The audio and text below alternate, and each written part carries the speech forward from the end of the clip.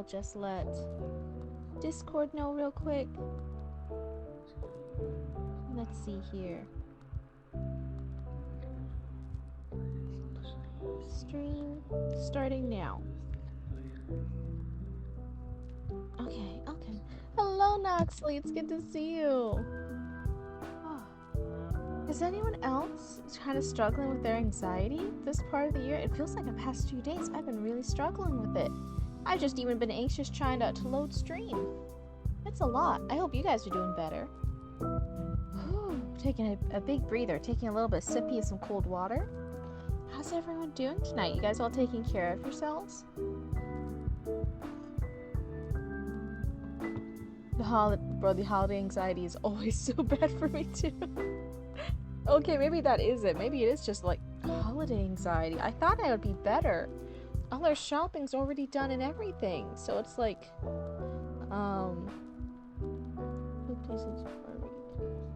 remind me in 4 hours. Postpone. Okay. Whew, I think something was about to like update and I'm like, please don't update right now. I just started the stream. Anxiety knows no bounds. I think you're right. I think the holidays are just... Everything's happening and we have some extended family coming in, not for the holidays, but in February. So we're also doing a lot of cleaning now. That way it's easier for us to clean and get ready for when they visit us in February. And so it's like, it's months away and yet we're still stressing about it now. The holiday stuff, the February stuff, I don't know why. I think you're right. I think my body's holding in all this anxiety and it's just making me anxious about everything. Oh no. I'm sorry that the holiday anxiety is bad for you too, Noxley. This is not fun. I'm excited for the new year. I'm excited to make a lot of new year goals and manifest all of that and look at how much I accomplished from last year. I think I'm more excited for the New Year's than I am for holiday stuff like Christmas. Thinking hurts. It always hurts. Thinking's not fun. Whenever humanity started being able to think, that was a big mistake. Hold on.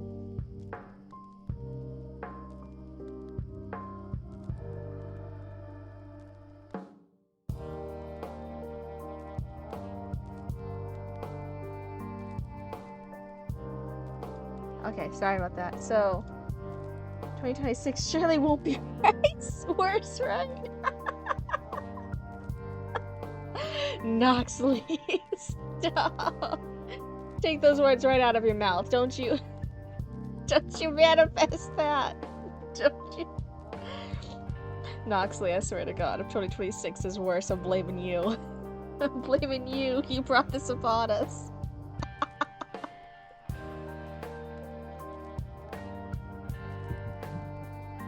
You're innocent? No. To be fair, I didn't say it was your fault. I just said I'm gonna blame you. Perfect time to start stream, just in time for your 10-hour flight. Ajuna, what 10-hour flight are you boarding? Is it for holidays? Are you gonna go see some family, some friends?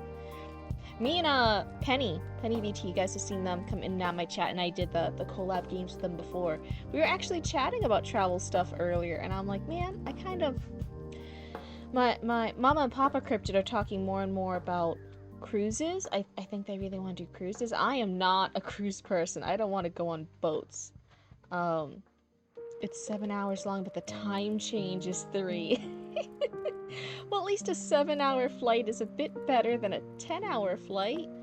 Those both sound horrific, though, not gonna lie. But I'm definitely not a cruise person. I'm honestly not. I'm a homebody. I don't really do too much traveling. But I've been, you know what I've been really? You guys know what's been really? And it's absolutely YouTube's fault. YouTube, the writer book talk side of YouTube is absolutely rotted my brain with this. I want to start doing some writing retreats. I want to take all my snacks and my junk food. I want to like rent a little cabin for like a day or a weekend or something up in some scenic little place. And I don't want to do anything. I just want to hole up in a nice little room with all my snacks and be all comfy and cozy in a really big soft blankie and some comfy clothes. And then I just I just want to write and knit the whole time. Someone who's been on a cruise, you missed your Wi-Fi and fanfics the entire time. I fucking bet. See, that's why I can't do that. I can't do the cruises. Don't do that to me. Mama and Papa Cryptid are like, would you ever want to do a cruise? And I'm like, dear God, no. I'm gonna be stuck. I'm gonna be motion sick. No, I'm gonna be away from my cats for no good reason? No. Ooh, a writing retreat. Fear I would not write a single thing. Well, you see, that's the thing. The money that you spent will guilt trip your brain into being like, we spent the money for a writing retreat, now we have to write.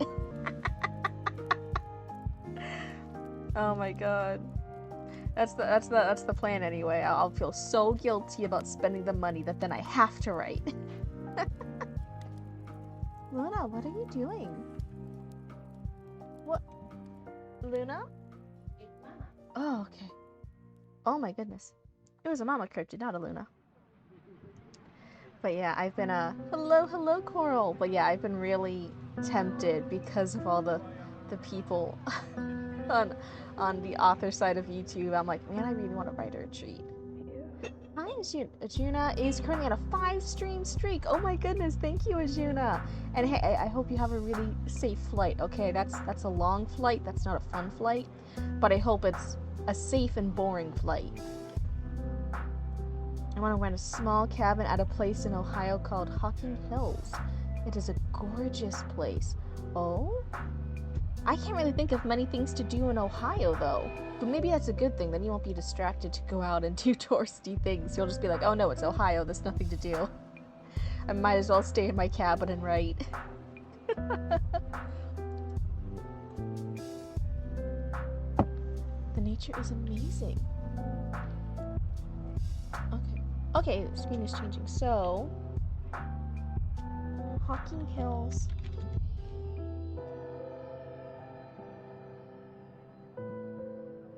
And my friend woke up after 3. Oh, I'm glad your friend's like is waking up and getting better.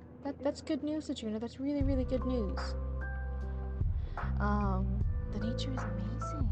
So now natural escape in southeast Ohio, famous for stunning sandstone cliffs, waterfalls, hiking trails. Oh, wow. I didn't know there was stuff in Ohio. What? Look at all this. Look at these fancy people here doing yoga out in nature. That's too expensive for me. Oh my god. Look at all that. Oh, do you got... Wait, can you guys see it? Hold on. I need to move the screen for you guys to do. This one. You guys see it? Can you guys see my mouse? Oh, I don't think you guys can see my mouse. What? Anyway, there's this little hocking house. It's the treehouse cabin. It's right. Hold on. It's the one kind of in the center right here. This one, and I'm like, this looks cool. That looks like a cool cabin. That's where I just want to go there. I don't want anyone to talk to me. No one could contact me. No one will text me. I don't want to do any emails. I want nothing. I want the world to be able to end and me not know. And I just want to hole up there in some comfy pajamas and no bra. I just want to be cozy, and I just want to have some cocoa and my snacks. That is not healthy. All just junk food. And a pizza. Oh my god, I want a pizza. And I just want to write there and have nobody bother me. Hold on, let me put these back now. That's all I want. There's very little here. Yes, you love those cabins. Some of these waterfalls do look really pretty. Those cabins are so expensive. I like how you know those particular cabins. Oh, some of these look like little bamboo shoots. What? See, this is why I should have married rich. Then I would have been able to go on those vacations. I almost did it, you guys. I almost did it. And then after a couple years, I just was too frustrating. He was too fucking annoying. He was too much of a prick, and I couldn't do it anymore. I almost married Rich. If I just kept up with it for a little while longer. 3 nights in the one you saw is nearly $2,200. Okay, so that's when you said like really expensive. I'm thinking like Florida touristy con prices. I was thinking it would be like a couple thousand per night, but that's a couple thousand for a few nights, so that's not the worst. Is it still too expensive for me? Abso-fucking-lutely. Abso-fucking-lutely, that's too expensive for my cryptid blood. But I was thinking the worst of the worst, which I'm like, oh yeah, I do not want to know about that. It would be like multiple thousands per night. Yeah, I feel like I'm poor too. Hold on, I'm taking a sippy.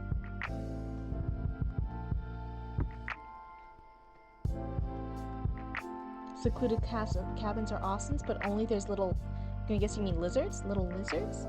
I think there's little lizards everywhere. I don't even think you need a cabin for it. I can go outside right now and I'll see a bunch of lizards. Maybe not right now, it's cold out. But you know, the rest of the year in Florida, when it's not cold, then there'll be a bunch of little lizards. But yeah, I'm not the rich, but I've known people who are rich, and, oh my god, the person for a while who I was dating, his stepfather was disowned from his family, okay?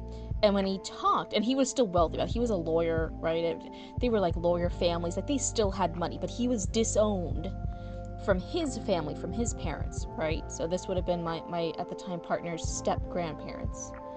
And he's like, no, like, when I'm telling you, like, I was, like, disowned and, like, they were like, really uppity elite, to give you perspective, there's the 1% of the world, and I'm like, yeah, like, oh, so they were, like, 1%? He's like, no, they were the 0.1%, and I was like, oh, and he's like, yeah, his parents were, like, the 0.1%, and he had gotten married to my, at the time, partner's mother, and they did not like her. And they were like, no, we don't want you to marry her. We don't want this lady entering our family. And he's like, I'm going to marry her anyway. And so they disowned him. Just absolutely cut him off, did not see him anymore, disinherited, cut off from the family tree, everything. It's like, yeah, they were the 0.1%. That's what those type of people do. But I didn't want to marry the people they wanted me to marry, so I, like, whatever. And I was like, oh, so, like, I've been in the room with people who are that rich or who know people that rich. And when he said it was like really, really expensive, I'm like, oh no. In Utah, it's gonna be 27 degrees when I get there. Ashuna, that's too cold. That's too cold. No, my little Floridian heart. I think my little Floridian heart now, like, hears things that, like, go down to the 60s, 60-degree Fahrenheit. And I'm like, nope. Just kill me now. Just bundle me up in 20 layers of blankets. I don't want to. Give me the heat lamp. Give me a heated blanket. Give me hot cocoa. Give me those little heat packs. Nope, I'm not doing it. 27 degrees. You're crazy. Your coat is all wet? Did you get rained on before you got on the plane? That's horrible. I'm so sorry. Did you only have one coat? You only have the one wet coat and you're going to this place where it's 27 degrees. Judah, you didn't think this through. But yeah, and then who else? I've met through some of the people I've worked with as our business now. I've worked with people, and she was saying she was like a celebrity now, but she was saying before she was famous, she worked at some very high-end places as like a server, as a worker. And she was astounded, and she's like, yeah, I worked in hotels for like the 1%, the 0.1%, these super high elites would show up, and it's a whole other world. They do not live in the same reality as us. It's insane. And I'm like, oh my god. You're in Hawaii, so all of your jackets are wet too. Oh shit, I know. You're gonna be so cold. You're gonna be a popsicle. I'm so sorry. Oh my god, wishing you the best. I hope you don't freeze. I hope you don't become a little popsicle and then we never hear from you again. I'm so sorry. um, what was I saying? But yeah, hearing that there are people who are snobby that the 1% are too low because they're the 0.1% is mind-blowing. It's mind-blowing the stuff you'll hear from some wealthier people. He also had a story. This was again the stepfather of somebody I was dating for a while. And he had a thing. He went rock climbing or mountain climbing. Yeah, it was like in a mountain. So it was this isolated area. He went up. I'm just showing my mouse. He went up this thing and he was stupid and he fell off the thing, and he fell down. And he like broke several bones, and he was stuck down there. And he's like, oh shit. So he knew that his 0.1% mother would be mad because she didn't even want him going out there because it was stupid. So he called his father, and his father, I guess, was this famous surgeon. He was this doctor, and he was like, hey dad, like if I call the police or I call for help, somehow mom's gonna become aware of it, right? And he was like, yeah, you did right calling me, don't worry, I'll be there. And so they didn't call the police or the local authorities or anything, right? He told them like what mountain area he was in. This private surgeon dude then I was like looking like, are you serious? And everyone else, they're like, no, yeah, he came from the 0.1%, this is a real thing. They had the helicopter fly his surgeon dad there with some like private help people, evacuate him from where he fell, right? Lifted up into the helicopter, flew him to the hospital that the dad worked in, and then the dad did, and then some of like the dad's co-workers and stuff like privately worked on him to make him better and like help with his bone stuff. And he's like, okay, your arm is like in a cast, like all this different stuff is in a cast because you broke several bones. You are gonna go on vacation to this place out of state. That way your mom doesn't see you, because if your mom sees you, she's going to be mad at you, and she's going to ask who helped you, who did you go to in the doctor, and then it's going to turn out it's me, and then she's going to be mad at me. So you're going to go out of state for however long it is until you don't need the cast anymore, and then we're going to pretend this never happened, because otherwise your mom's going to throw a bitch fit at us. And he's like, all right, yep, that sounds about right. And so he went out of state and just continued this like long vacation to some other places with his friends, like frat friends or whatever. That way his mom wouldn't find out that he fell off a fucking mountain and then his dad performed the surgery to help him. It's like crazy. I'm like, that is some stupid bullshit. That doesn't sound real. And it's like, yeah, but when you're part of that type of family, that's just what you do. It's gonna be almost 50 degrees and rainy on Christmas this year. I'm sad. Oh no. I wouldn't mind the rain, but that's just because I like rain. It's the cold. It's the cold. No, that's too cold. He has some unique friends, and 3 of them go ice climbing. 1 professionally ice climbing. What's ice climbing? What?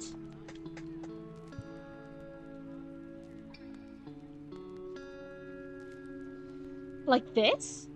This? They do that? What? Images. What? What? This is even worse. What do you mean? Hold on, I'm gonna cough. I'm gonna mute my mic.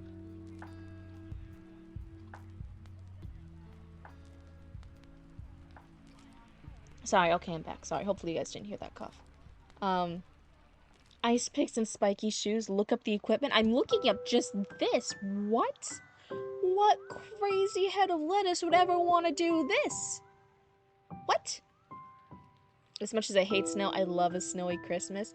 I think a snowy Christmas is just that iconic postcard level stuff, right? It just feels like the fantasy that we always see in like TVs and commercials and stuff of what Christmas should look like. So I get you. Lord knows, I even though we live in Florida, I wouldn't ever turn down like, oh yeah, just a snowy Christmas. That would be so cool. And not just like a little like centimeter of like kind of snowy frost on the ground. Like actual snow would be amazing. But man, I do not miss how cold the snow is. But who are these crazy people? Jonah, you know 3 crazy people who do this? What is that? What you said? You had 3?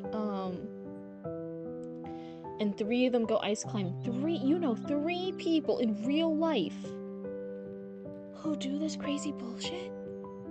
This is insane. Who would ever want to do this? Never. What if the ice like shatters and cracks and then they just fall down? They just fall down because they're not even going into like a rock. They're going into ice. They're going into water that stopped. What happens if the water go again? If that like little icicle shard just snaps? They fall down. But this is crazy. Christmas will be 10 degrees and dry for you. I'm very sad. Oh my goodness. And I'm just over here like, oh yeah, it's in Florida. Christmas will just be like a day on the calendar that's a little too chilly, but it looks the same as the rest of the year. Except all the other people have Christmas ornaments out. It looks the same as it does the rest of the year. It's just a little chillier. It's just not as hot. That's not even really chilly. It's just not as hot.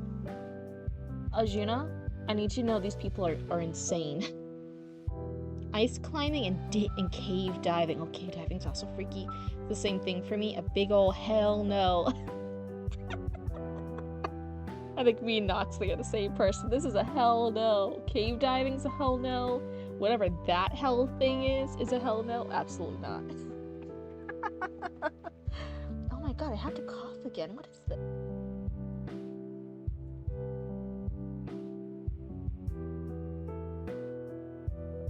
Go on, model. Get back in the tracking. I overthink far too much to even consider either. Yeah, like if it's something fun, if it's something recreational, because I'm assuming they're doing that because it's fun. If the fun thing that's just supposed to be for serotonin and dopamine, just for funsies, just for shits and giggles, can make me be dead at the end of it. I'm like, that's not a worthy, like, reward for the thing I'm doing. I can have a lot of fun just knitting. I can have fun catching up with a TV series I might like. I can have fun going on a nice stroll in a park. You can't tell me, like, oh, if you want to have real fun, go risk life and limb over here. Like, that's not, I don't need to do that. What are you talking about? I might have fun going and visiting a nice cafe. I might have fun going to a fabric store and buying a lot of fabric that I'll hoard and might not use for the next several years, but it's pretty. And it might be on sale. That's fun. And 2 other friends go mountain biking in St. George for work. For work, they as professionals, they do mountain biking. Oh, Juna's friends play Peak in real life. Oh my goodness. Today was going to be a Peak stream. I was going to try and solo play Peak. Hello, what? It's good to see you. I was going to try and solo play Peak today, but I wanted to do an update, and I'm like, oh, okay. I see, like, half an hour before I start stream. That's fine. Let me update it real quick. And it just refused to update. There was something wrong. I tried to get Roots out to help me. They're, like, in the middle of a raid. They're not coming out to help me in time, and I'm like, okay, fuck it, whatever. It's just gonna be a writing and chatting stream instead. I don't need to play Peak, it's fine. Everyone, don't forget to hydrate. That's what I was just doing. I was taking a nice sippy. Today I have water. I'm healthy. It's healthy water. So.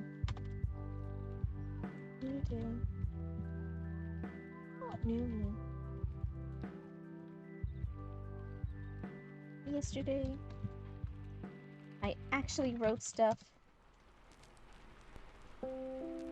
on post-it notes this time. So yes. Oh, okay, so yeah. Anyway, the other day I actually, because I was struggling so much writing my thoughts down on stream on the Google Doc. Again, I only write on the Google Doc for you guys. I don't normally do that when I'm working on my stories. And now, the last few nights, I've been writing my postcards, my post-it notes, whatever they're called. And now I've almost entirely finished plotting out the first episode, which is The Witch of the Woods. And I'm like, oh my god. It's so much easier and faster when I actually just write it with pen and paper. It's insane. Your best friend chemically breeds pineapples and peppers for a hobby. She's so cool. That does sound cool. What? So not even just normally, like with plants, breeding peppers and plants, somehow chemically breeds pineapples and peppers. What does that even mean? What is she doing to them to get? Because that's not just like, oh, like specifically cross-pollinating and choose that. Chemically breeding pineapples, chemically breeding peppers. That sounds amazing. That sounds so smart. I'm not that smart. You only know weird people. You only know cool people. This is awesome. Except for the ice climbing people. Those people aren't. Those people are insane. No, but man, that sounds really cool though. The pineapples and pepper one, that's the type of like weird thing that's right up my alley. If you look up the YouTube channel, The Thought Emporium, they made a grape out of meat. What? And your friend did that too. They made a grape out of meat. That sounds disturbing. That sounds like an Eldritch Horror type thing. What do you mean? Now, what's the plan for stream tonight? I'm probably gonna type out all my note card stuff here, in between me yapping with you guys. Made what out of what? I don't know. Ask a tuna. They said that they made a grape, like the little food edible grape, a grape out of meat. This is horrible. That's like a sentence I wish I could go back and not read.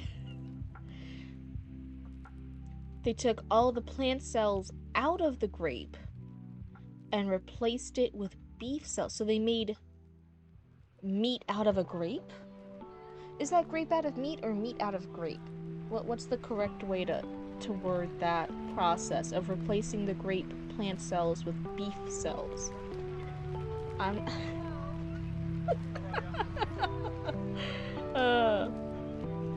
Grape or geef?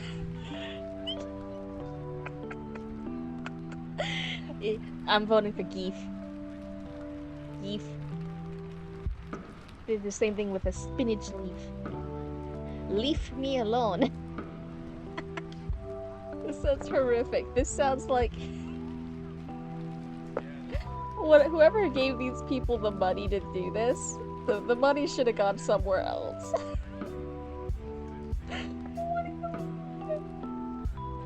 Horrible, horrible.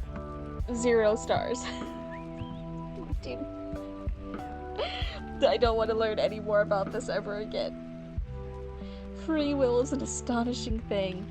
Yeah, sometimes the horrors you make with free will are very interesting. It's actually a really interesting channel. Absolutely, I think interesting is a really good word to describe them already. I can't talk too much shit. I'm a blue girl on here, not even knowing what she's doing with stream and just writing and yapping with you guys. So what do I have? I can't talk shit to anybody, especially if they're doing smart things like turning plants to meat. One of their titles in their video is "Can you knit milk?" And you can, apparently. That bothers me more. I thought you already reached the thing, and that bothers me more. Oh no. Oh no. That was a lot of interesting fun facts today with Azuna. Azuna, when are you hopping onto your 10-hour flight? When's that 10-hour flight starting? I need to know. Okay, what was I saying? Oh, sorry, I just hit the microphone. Hopefully that wasn't too loud. But what are we doing today? But yeah, I wanted to play Peak today, but the update was going weird. They have Wi-Fi on Delta now. None of us are safe. None of us are safe for the next couple hours. Cryptid said, go away. I did not. I did not say that. You're gonna be here the whole time. Wow. Oh boy. Oh no. Hold on. I've got to do. I just switch over to this instead. Hold on. Wait, where's my little emote? Where are my little emotes? What? Oh, here it is. I don't know why I didn't see it for a second. There we go. That scared me. I literally thought I didn't have my band raccoon emote anymore. I'm like, that's everyone's like most used emote. I can't have that not be here. So I should make another vote soon in the Discord whether or not you guys for the next emote want a custom Bigfoot one or another Mothman one or another raccoon emote. That's gonna be a poll soon as soon as I get more money. Whether it's gonna be the Bigfoot, Mothman, or a raccoon. I think that'll be fun for you guys to decide the next one. So what was I saying? Also though, I'm really liking having my physical note cards. I'm thinking... Oh, I was also, you know what, that's right, the quadcopter emote. Oh my god, we wanted to have that too. See, this is why I had to remind myself of this stuff. I'm gonna write it down. I'm gonna write it down. Next emote is Mothman custom Bigfoot one or quadcopter. It has to have the capital. Hello, Nevermore. It's good to see you. So yeah, this might be a future, not server. What's it called? Little poll. There you go, poll. To see what emote you guys want. Meet Grape in Discord for after you watch stream. No. You're up late for me? For me, no. I started at the normal time. I started at 9:30. It's just past 10 now. I've only been streaming for 30 minutes. What do you mean? This is the normal time a Cryptid's up. Unless you're talking to somebody else. In which case, I don't know. Everyone, that's right. Nevermore says you guys are all up too late. Go to bed.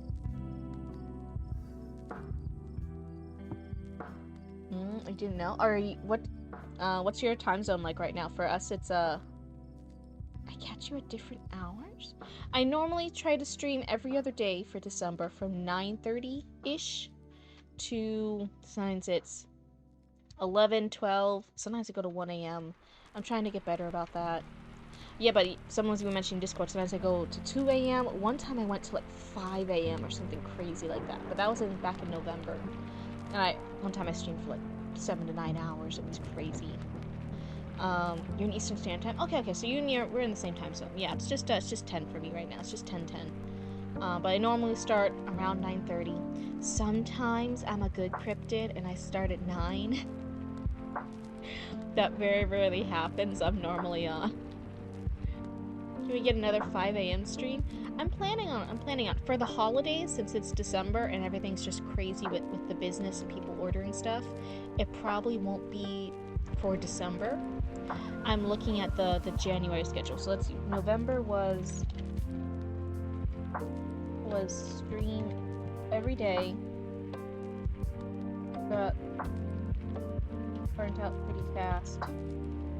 December stream every other day. For January, I'm trying to figure out what the schedule should be there. No matter when you start streaming, I always appear first. I should do some like crazy schedule where like I don't release the new schedule and I just pop up at like random times throughout the day. Like any put like 3 a.m., 2 p.m. in the afternoon, 6 p.m. Just random times just to see if Noxley's still there waiting and watching. Oh no. I said I should. It would be funny. It would be, come on, Noxley, it would be funny. So what are you working on today? For the next few minutes, I'll probably talk about like the new emote, the new schedule, what new things we're gonna have in the stream that I'm working on in the background. And then after that, between yapping, I've almost finished plotting out entirely the Witch of the Woods episode, which was the episode that needed the most work. So I'll probably post those notes up, and I can work a little bit on like the tiny little details, the last few little scenes and stuff for the Witch of the Woods episode. But I am really, really excited with how far I've gotten in the Witch of the Woods. I think it's made a lot of progress. I think it's a lot more compelling than my initial short little idea was. So the characters are a lot more fleshed out. There's some more characters introduced in it, who also die. So, like, whatever. A lot of people die in this 3-episode thing, but I think it's a lot more compelling, and I'm excited to flesh it out a little bit more. Now that I said flesh, I'm just thinking about Juna mentioning the flesh grape thingamajig earlier, and I'm like, no, ban, get that out of my head. Absolute carnage. But yeah, so next few minutes though is just gonna be talking about stuff for the channel and what's gonna be happening here and stuff I'm working on. Hold on, my character I think is going over chat a little bit. I had to shrink myself. There we go. November I tried every single day. That was a lot of work, but I definitely grew a lot. I think my raccoons, I think the chat community grew so fast because I was streaming every single day. That's why I grew so fast.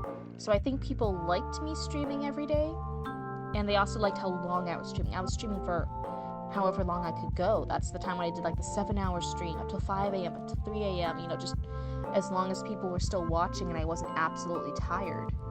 I kept streaming, but that was hard. That was a lot. I've tried to be better in December, streaming every other day, shorter amounts. But it doesn't seem to be as engaging. People want me to stream for longer. They want me to stream more often. They want more and more content. So it seems like, okay, like, this one's a bit better for my schedule, but for the channel growing and for everyone watching, this one... What did I just do? There we go. The November was definitely better with streaming every day and streaming for longer. So January, I might try streaming days a week, or keep the every other day schedule.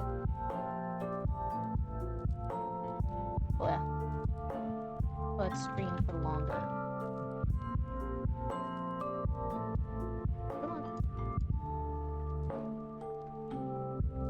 On a serious note, don't burn yourself out. Do what you can handle. Yeah. Oh, hi, Penny. It's good to see you. Your stream is... What's going on? Wait, I feel like I looked away from chat for a second. What happened? Your stream is banished from me as punishment for giving you guys access to me. Great. Oh, no. But thank you, Penny. So it's a 5-stream streak. Thank you so much. Hello, hello.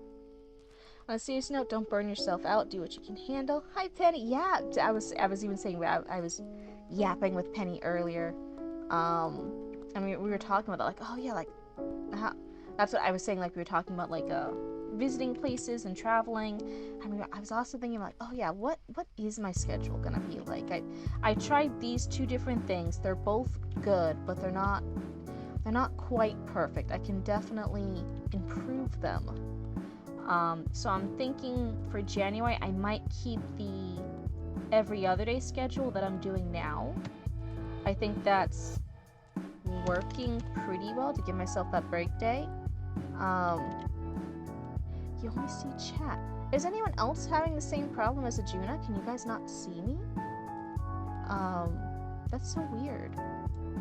I don't know what to do. Is it just like ads and the ads are just like blanking out on you, Ajuna? That's the only thing I can think of. But yeah, January I think we'll stream for longer and want to do the 12-hour stream occasionally. Maybe with maybe after a circle. You think it's just Ajuna? Okay. In which case, sorry, Ajuna, I have no idea how to help you. yeah, I think January I'm gonna try doing this, make it a little bit longer because it won't be the holiday rush with our business, so I won't be as burnt out with the business, so I can stream for longer. And man, I really want to do a 12-hour stream. Not gonna lie, I really want to. I think it would be fun. I think the longer I stream, typically the more engagement I get, the more new viewers we get to join the raccoon cult, or our cryptid cult. Wait, it's cryptid cult. It's not raccoon cult. No. 12 hours, damn. I think it will be fun. And I really liked when I did do the 7 to 9 hour streams. It was a lot of fun. I feel like the later it got, we also got more, when it was like early morning for us, that's when you start getting a lot more of the European viewers who don't normally, because of the time zone difference, get to watch me. And so they were just waking up and joining me, and I was tired, so I had my tired crazy. They woke up, they were like sleepy, just woke up crazy, and it was really fun. Not fast for this. What did I do? Oh, just that your stream is the only one that disappeared. Yeah, so they can't hear me. So yeah, but yeah, Juna has some issues seeing the stream right now. They can only see chat. That's so funny. I wish I knew how to fix that. But yeah, I think having a 12-hour stream would be a lot of fun, would be really engaging. It is a big commitment, and I don't want to do it more than once a month or once every other month or so, it would be like a big thing. So I'm thinking like, oh, maybe I'll have like a little sub goal or a little like follower goal or something for it. The question is, 6 paragraphs enough for a D&D character backstory, or should I double it? Oh my god, whatever you need to portray the backstory. And it also depends on if it's for other people to read, like the game master to approve, or is this just for you? If it's just for you, it can be however long you want to. You can make a whole a whole novel based off your D&D character. You know, you can make 500 pages worth of backstory. No one can stop you. But is your game master gonna read 500 pages? Probably not. What is it? So like I would just ask like, hey, do you want just a paragraph? Do you just want it within one page? What's the vibe here that you want? And for the game master, just stay within that. But for your own stuff, for keeping in line, for being in character, for knowing cool little plot points and conversation things to bring up with other characters, you can write however much you want. And that's where it gets really difficult, huh? Sometimes when we I feel like I go on two extremes. Either I get into like really, really in-depth character lore for everything for an original character like that, like in D&D, or I'm like, nope, I have maybe the character's name and I have a vibe or a personality I want to do, and we're just gonna go with it. It's either or. It's those two extremes. Oh my goodness. That's normally how it works. It's no in between for me.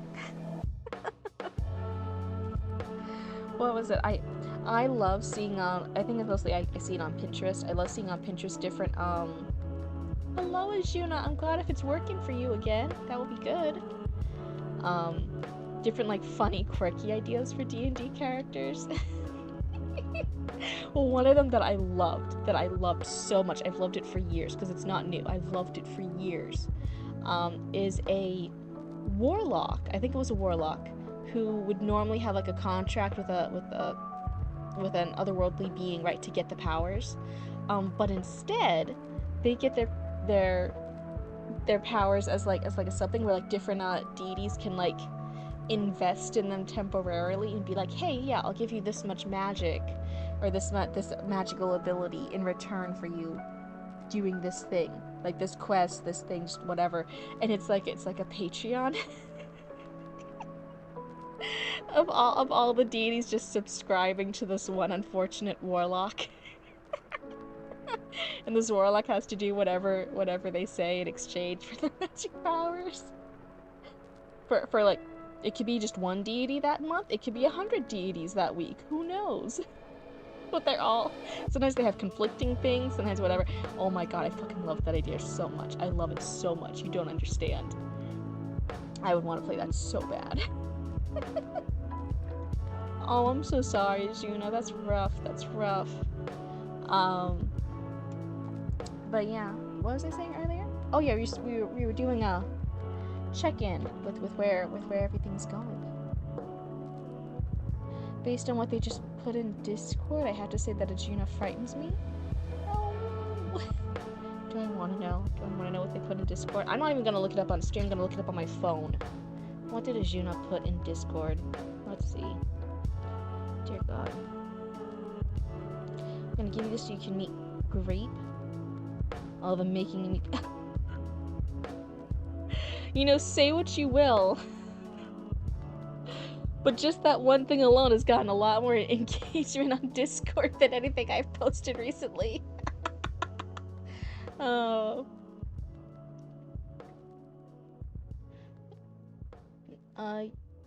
Maybe my phone's like 100 degrees right now? The phone thing? What?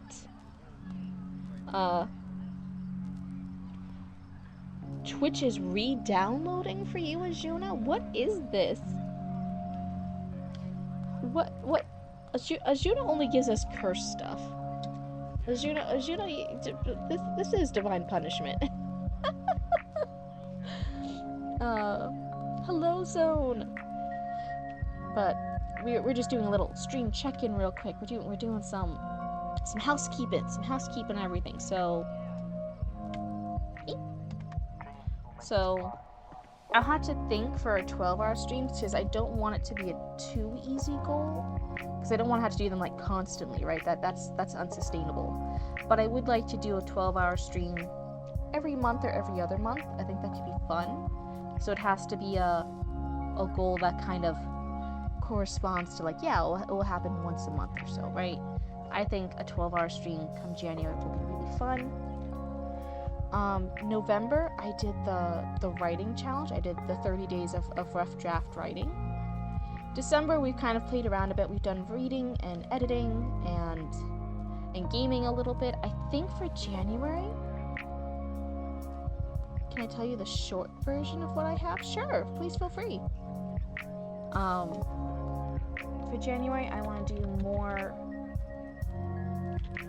writing, storytelling critiques,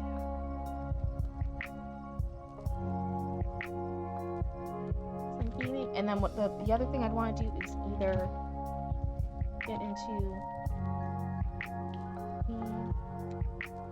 League games or do 30 days of drawing challenge. I think both of those could be really fun. So your thing here is, this is a warlock, Pact of the Undying. 7-foot tall marionette? Oh, sorry, 5 minutes at Freddy's is around my brain. The marionette! They are a mage's experiment into soul transference gone wrong and thrown out. When the mage became a lich, it jump-started the character's magicore phylactery, forcing a link between them. So your character is the marionette or the lich. The mage became a lich. Which one is your character, or both your character that you're playing? Are you playing two? Because if there's a link between them, does the marionette have to do whatever the lich wants them to do? Critical error notification. Let's go. Bye, everyone. Also, that's really cool, Nick. Sorry.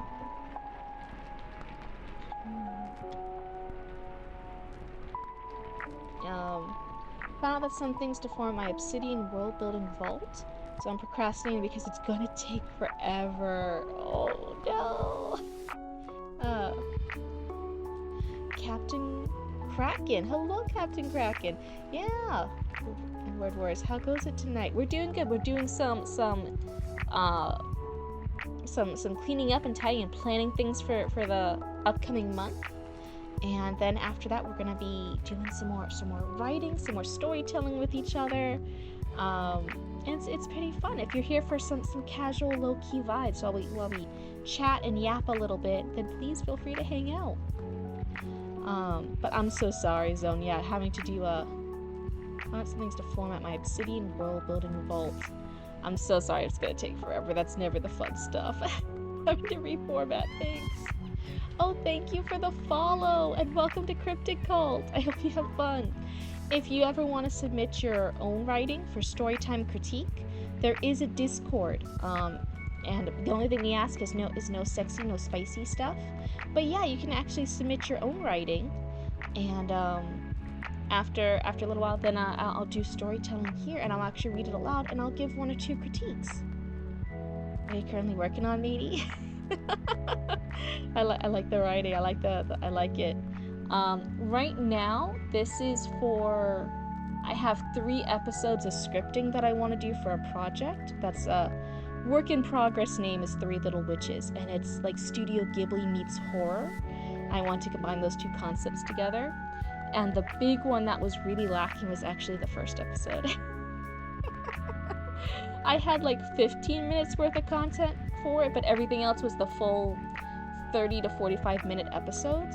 And I really needed to expand on Witch of the Woods and make it match up. Looks at a project that's collected dust for at least half a year now. Oh no! But yeah, the Witch of the Woods was the one that needed like the most work. Everything else was like, okay, it needs a polish up, it needs to work, like finalize the dialogue, like do some editing, like get it all like tidied up. But the Witch of the Woods like actually needed like the hardcore work and like figuring out the plot and the characters and how all these scenes connect to each other. Oh my god, I've been procrastinating for... Today's the 20th? So we did all the rough draft, the story plotting for November. December I said was going to be editing, so yeah, for about 20 days now, 20 plus days now, I've been figuring out Witch of the Woods, the first episode. But yeah, even if you have a project like that that's like been on hold for a little while, like, hey, what better way to get jumpstart on it again, blah blah blah blah blah, than submitting it for critique, asking other people what they think about it. What is the pacing good? Is the intro good? Like, is there something else to maybe go down a different plot hole instead? What? Sometimes critique and feedback is a really good way to like re-jumpstart a project and see like if it's on the right track. Okay, I'm good now. I'm on laptop now. This stream is calming my flight anxiety, but my phone wants me to suffer. Oh my goodness. It's actually really interesting to me. I know I purposely say like, oh yeah, this is like it's a calm stream. I want this to be like a calm place where we talk about calm things like murder and serial killers because we're writers. So sometimes we talk about like not calm subjects, but you know, that's the writing stuff. But then people actually mention, oh yeah, this is a really calm stream, and I'm like, it is? You guys actually think it is? How am I fooling you guys into thinking this? Cryptid, what did you do? My laptop is stuttering now. Azuna, everything only happens after you start mentioning shit. Your phone started going crazy after you posted stuff in the Discord. Your laptop's only doing stuff now that you mentioned it was fine. I'm thinking this is... Azuna, what did you do? Don't blame this on me, I think you did something. Captain Kraken goes, I like suffering, I'm basically a pro. Wow, we got a professional masochist in the stream. That doesn't happen all the time. No. Maybe I should just watch the meat grape to calm you down. Azuna, I think if you do that, you'll be more cursed. You'll be more cursed. You know what that reminds me of? Yeah, if you guys see Markiplier, and he has like the bit where he keeps saying, I'm not a masochist, I just want to see how much I can take. I don't want to suffer, I just want to see how badly this would make me suffer. And then me and Roots always joke like, oh my god, Markiplier is such a masochist. Sorry, that's just what Captain Kraken reminded me of. But yeah, I think so. Either in January, we're gonna have like the same stuff. I'd like to either get into D&D, or if that's too soon, sometimes having a D&D campaign can take a while, like finding that party and getting it situated. I think if that doesn't work out, I'd love to do a 30 days of drawing challenge. I'd really like to get better at drawing. So I'm not good at it. Full stop. I'm not good at drawing, but I really like to get better at it. And I think maybe having a 30-day challenge, like I did with the rough draft November, and 30 days of that, I think that could be really, really fun. So I'll be thinking about it. If that's stuff you guys are interested in, let me know if you guys have a preference. I'll try to work on both, but that is kind of where I'm thinking of taking the stream for January. And I really want to do the 12-hour stream.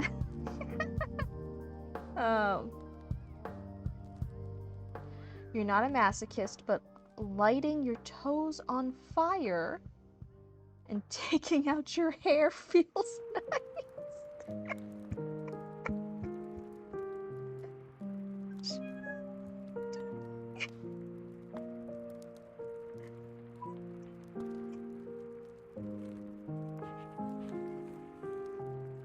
Judy, you say interesting things sometimes. Do you know that?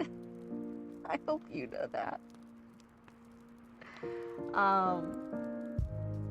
But yeah, please, so in the next while you guys might see this, and then the other things to be added to screen soon is the background art of the abandoned A11 parking lot that I streamed from, with the stolen from the Best Buy dumpsters that roots that tweet together for me. What the fuck? Noxley, I'm wondering it too. I should back into blame Azuna. Blame Azuna. It's not me. It's Azuna. It's like I need 2 adults, 3 kobolds in a trench coat, a bottle of rum, and a Snickers bar before processing Azuna.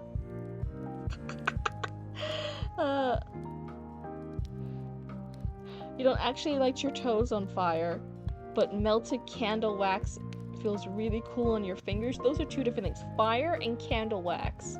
And your toes and fingers are both opposite things. Those are both opposite things, Ashuna.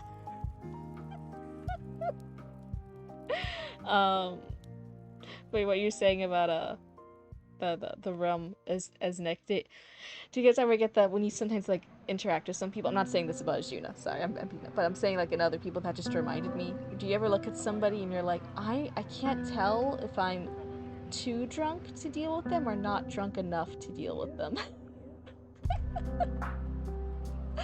There's definitely people like that, you know? Or certain situations where you're like, nope, I am too sober to deal with this. I'm not dealing with it. Sorry, you've had 6 concussions, don't judge me. Ashuna, what do you mean? There's a lot of backstory lore for Azuna. I feel like Azuna has more lore than Cryptid does. Like Cryptid, the local Cryptid model does. Oh no. I'm not even the main character in my own stream anymore. But yeah, I think that's all the big things. So yeah, we're gonna be working on a new emote soon. I'm working because Penny BT is a bad influence on me. We were talking about buying things for stream, and I'm like, oh, I really kind of want more stuff for stream now. I'm looking more into the background art. You work with the public. I'm always too sober to deal with people. You get me, Esnick. You get it. Yeah, I worked customer service for so many years. Ice climbing and mountain biking with friends hurts. I told you that stuff was dangerous. See, 6 concussions is why we don't do that stuff. Hello, Maine. It's good to see you. Hi, don't look at your chat history. Maine, don't listen to Azuna ever. They're saying bad things. Used to work at Walmart, now I sell phones. Oh dear God. Mad respect for anyone who can survive Walmart customers. I guess, sorry, this is unrelated. So some people here on stream do know I'm a local Florida cryptid now, but when I was a baby cryptid, I was in Massachusetts. And I guess, when we came down here, a lot of people made fun of me, and I think even to some extent Mama and Papa Cryptid, for how we said Walmart. Because I guess up north, we say it funny. We don't say Walmart. We say Walmart. We say like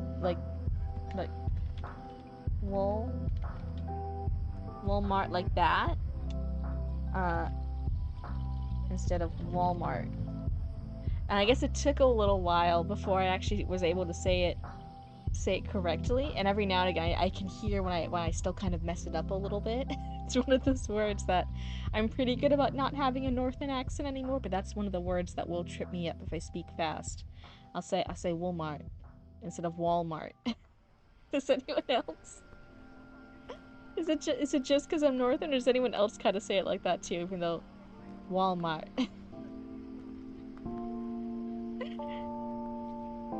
Back. Sorry, internet issues. You never had to be sorry about that. That's a silly thing to be sorry about. I'm sorry, some people are having like the technical difficulties today. That must be really annoying. But yeah, you just missed me mispronouncing Walmart because I came from up north. I said Walmart. Walmart. That's is that what you're trying to say it, mate? Oh my god. Walmart. Mort. That's how I would say the way that means spelling it. Wally World. But yeah, funny things with you don't even realize you're saying it. So for years and years when I was a baby cryptid here in Florida, I did not understand. I guess people thought I was purposely saying it in like a funny, quirky way, like to be quirky, like a quirky, cute way, like I was purposely mispronouncing it. And then I had people being like, "Oh, why do you mispronounce it like all the time? Like, is it a bit?" And I'm like, "What are you talking about?" And I'm like looking at the building. I'm like, "I'm just saying Walmart. That's what it's called." And they're like, "It's Walmart." And I'm like, "Yeah, Walmart." And they were like, "You're not saying it." And I'm like looking at them, not processing. Like, "Yes, I am. I'm physically saying the word. Why are you saying I'm saying it funny?" And they're like, "Because you are. It's Walmart, Cryptid." And I'm like, "Yeah, it's Walmart." I don't even sure if I'm like pronouncing the differences that much anymore. If I like scrambled myself, but it's one of those funny things. I say it a few times. Things like trash cans and trash barrels. There's some other things. Water instead of water. There were a couple things. Hello, Callie. It's good to see you. But anyway, getting off of my rant of how I pronounce things. The Boston accent is strong at this one. Yeah, so again, whenever I try to do it, it sounds really forced and fake.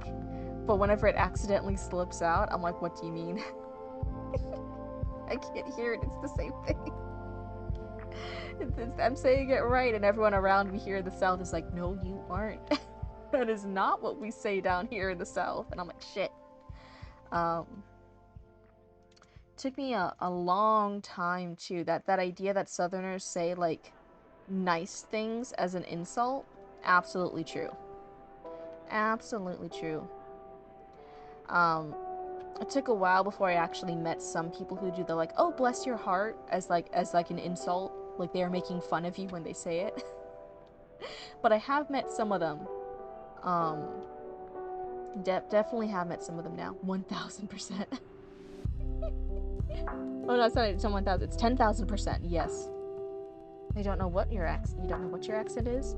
Well, you can even look it up if you whatever area you're in. You can even Google it. Like if you're in California, like, "Oh, California accent compared to," and you'll see what other people say. What does a distinct accent mean, Cryptid? A distinct accent versus a regular accent. Bless your heart and all your parts. Oh my god. And you could tell as our family got more and more Southern, Mama Cryptid actually got more and more Southern things just naturally. Like sometimes she would look at an animal and she'd be like, "Oh, that animal has never been burdened with a thought." And I'm like, "Mama Dude, that's so southern. Never been burdened with the thought.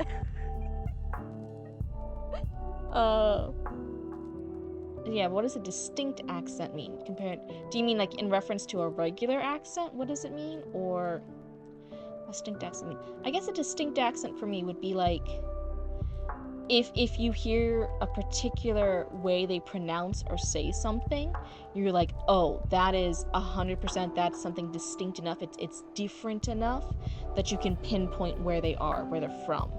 That you now know that they aren't from here, they are absolutely from insert particular place. That's like a distinct accent. It is different enough that anyone who hears it is like, oh, you are 100% from this region, because that region has a distinct enough accent. I can recognize when somebody's from there. I like how, because I can't, even though I can move my model around, sometimes to emphasize stuff I just move my mouse around instead. I'm so sorry. But yeah, a distinct accent. When you think of like noticeably, oh my god, what's something that everyone would know? Everyone says your accent is very distinct. Are you okay saying like where you're from? Where's your accent from? It's okay if you're not. I know internet safety is a thing too. Don't feel pressured too. I also say I have a gentle and calming voice. Sippy, a gentle and calming voice, gentle and calming accent. Is the voice gentle and calming, or is your accent gentle and calming? Is there a difference? Like the NFL player Xavier Leggett, is that how you say the last name? Buddy is backwards country. Oh no. Or oh my god, there's another VTuber who's Clover, who's like the little cow plushie themed one. They have a very distinct accent, right? And I think they're from like the Appalachian region. I love how I came into this after writing my character with the Irish accent. See, that's a distinct accent. I feel like a lot of people could hear an Irish accent and be like, oh, that is distinct. You are not from anywhere else besides Ireland. You have an Irish accent. Sometimes it's not even necessarily an accent thing. I feel like sometimes there's also distinct trip-ups. Distinct trip-ups. Like for instance, it's not an accent thing. There are certain words that if you are a newcomer, if you're not from that region, you will assume the word is pronounced a certain way. And but all the locals know the correct way to pronounce it, right? And it's not the way that you would instantly think. And so when they hear you as an outsider try to pronounce it and you say it the wrong way, they're instantly, it's not even an accent thing. They're just like, oh, that's an outsider. They are not a local. They are not a local here.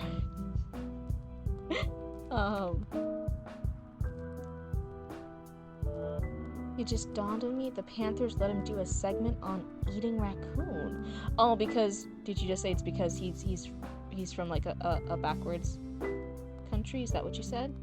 I don't know what his accent is. I don't know what place he's from. I don't know too much about NFL players. My bad.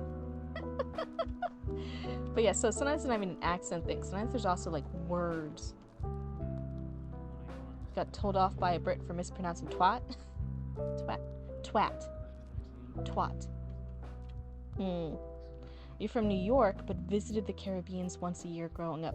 Oh, that would give you a very particular. Those are two very different accents fusing together, huh?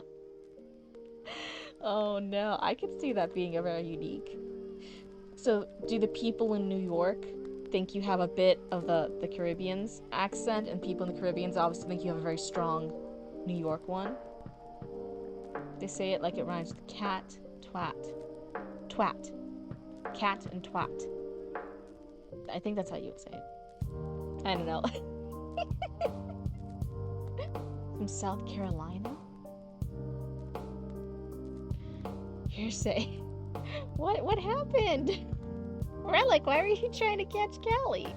But yeah, so sometimes, well, oh my god, what was some of it? That when we were coming down to Florida as little Massachusetts cryptids, there were specific words that locals knew how to pronounce. Now you're in trouble, Callie? Oh my goodness, what happened with Callie?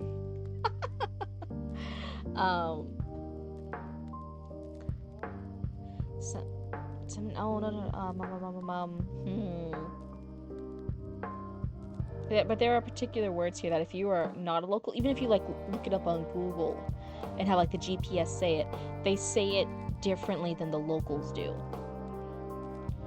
The laptop also crashed for a second. Now you're back. Shiona, you're having such bad luck with your stuff. I'm so sorry. But yeah. Accents. Oh, we're talking about distinct accents.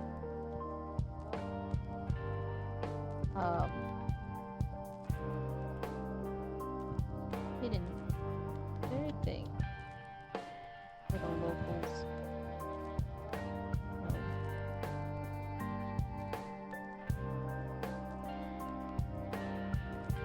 Something that outsiders do not. There we go. Ishuna, I won't say deserved, but so we're gonna highlight this. Let's do, what color should I do? Let's do maybe blue. Yeah. Yeah. Okay.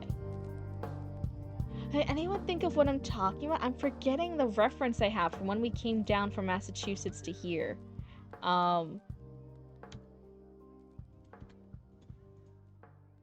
Distinct, strong accents.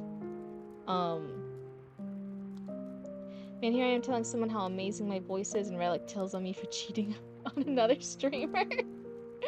Oh my goodness. There's a word in Utah. Do you know what the word slough means? It's the same as like skipping school. Same as like skipping school. No, I don't. And here I am telling someone, let me creep, I know.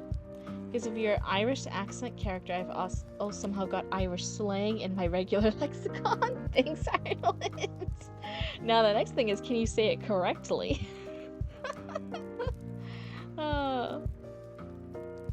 You know, because something like, oh yeah, you can absolutely say things that you think are correct, and then you actually hear like somebody from there say it, and you're like, oh, I've been mispronouncing that shit all wrong.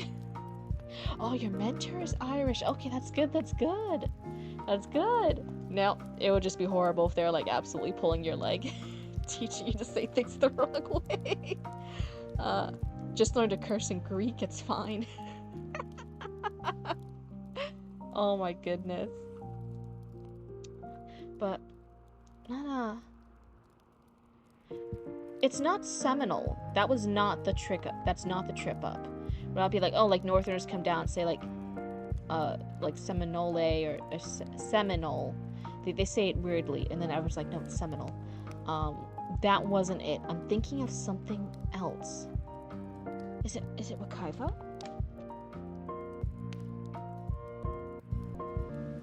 Oh yeah, like some people say like Wakiva, and some people say Wakaiva. That might be it. That might be the trip up, Wakaiva and Wakiva. It's stuff like that where locals pronounce it one way and anyone who's an outsider will pronounce it the other way. And that's not just an accent thing, that's seeing a new word, right? And thinking your best, like, oh, okay, like, how do you say that new word? And you're using all of your knowledge and you're giving it your best shot, and it's just technically pronounced or emphasized in a different spot and the locals know how to say it. And if they hear anyone else who says it differently, they're like, you're not from around here. Oh my goodness. Kirsten Kovac, and it makes it sound even angrier, I bet. Oi, you're doing great, me lad. Totally messing with me. Kirsty Greek a lot. Sir Chatty. So this is Greek then. This is gonna be absolutely wrong, but Cryptid's gonna do her absolute best, Chatty Matty. I Gemaso Malaka. I Gemaso Malaka. Me after nearly getting hit by a car. Is probably 100% wrong. But I did my best though. I can't curse in Quebec on stream because it has its own alphabet. Sad. I'm so sorry. I got me so. I don't know if I'm saying it right. I try my best though. That's all I could do. What was I saying earlier? But yeah, there's hidden secret words.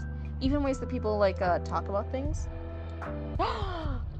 Doesn't Malika mean fuck? Getting me to curse on stream. It's okay, I already curse enough. It's fine. For a very calm, cozy stream, I sometimes curse a lot. If any of you guys watched me play Peak with Penny BT, oh my god. There were some of those things I was absolutely just saying fuck over and over again. I was losing my shit. I was getting so mad that my character wouldn't do what I wanted it to do. That means moron, bro, and more. It's very that is very flexible. You'll try to spell it. Skuvlank Vautula. Skuvlank Vautula.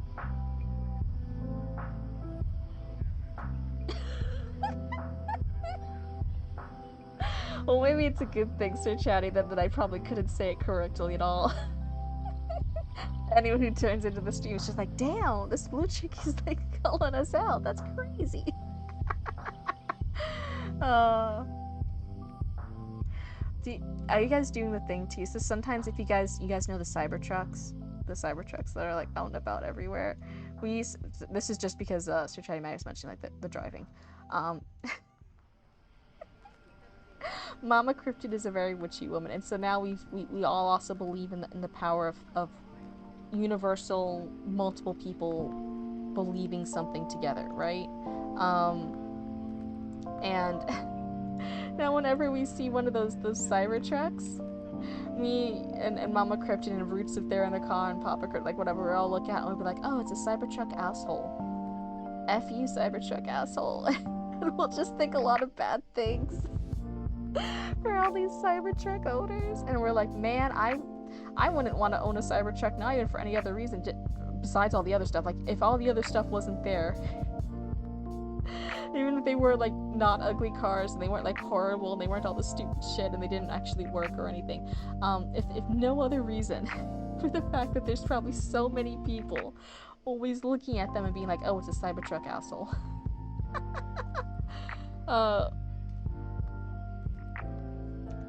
Are you reading more stuffs tonight, Crypt? I have no idea. It's just a go with the flow stream tonight. That's the car that hit my friend was a Cybertruck.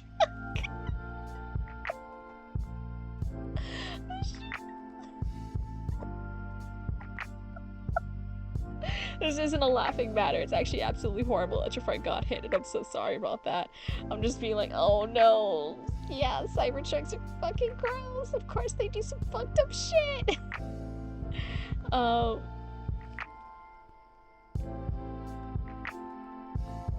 Cybertrucks are fugly. Automad, not tonight, please. Ew, Cybertrucks. Yeah, so we do a lot of bad mojo internally at all Cybertrucks, and it feels like every few months we see a new one. Are you guys seeing like the stupid shit where like they're getting like the custom paint jobs and stuff, and none of them look good, but they're getting like the different paints and the colors on their Cybertrucks, and it's just painted on a Cybertruck. It still looks horrible. I turned back in and heard Cybertruck, gross. Yeah, we were talking about, like, we say, like, oh no, it's another Cybertruck asshole every time we see one on the road. You know, like Tesla, guess where my one hotel was beside? Thanks, Musk. Oh no. You saw one that was camo wrapped? That sounds so fucking stupid.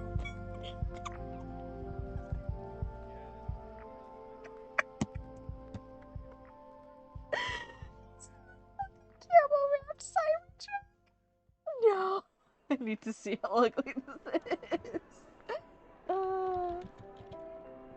Camo-wrapped Cybertruck, please. How fucking ugly is this?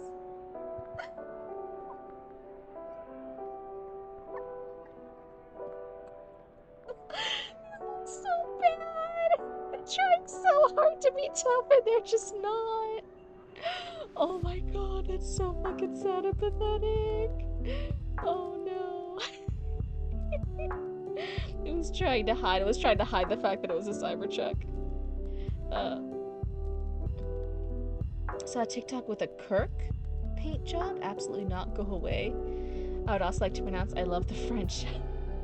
Sure, sir, chatting Maddie. We remember what you said last time. Why, I look like a badly made Hot Wheels toy.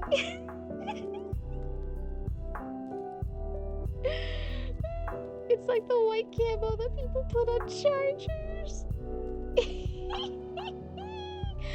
Okay, this one, does it not look like a... Oh wait, it's not showing the thing. Hold on. This one, does it not look like a badly rendered car in like a video game? Where it's like really pixelated and like badly rendered? Doesn't it look like that? Oh no. It looks bad. And that Automat declared violence on you. Yeah, the other day, oh my god. 100%.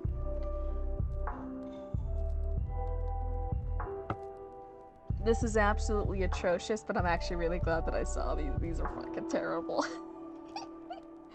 Oh my god. Oh, hello. Let me mute real quick because I'm coughing.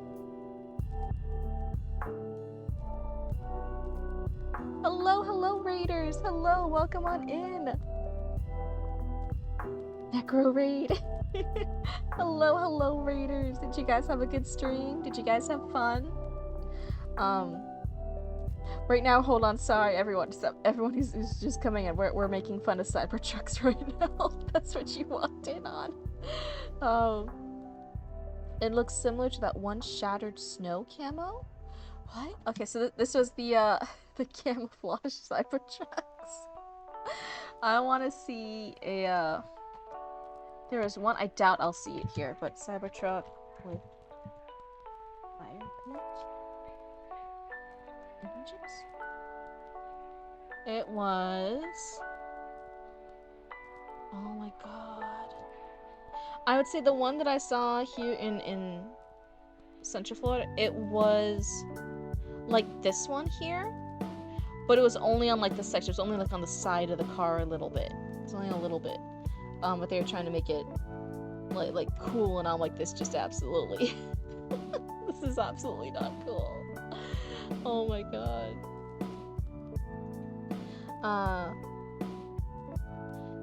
You speak French, but your practice is at a somewhat?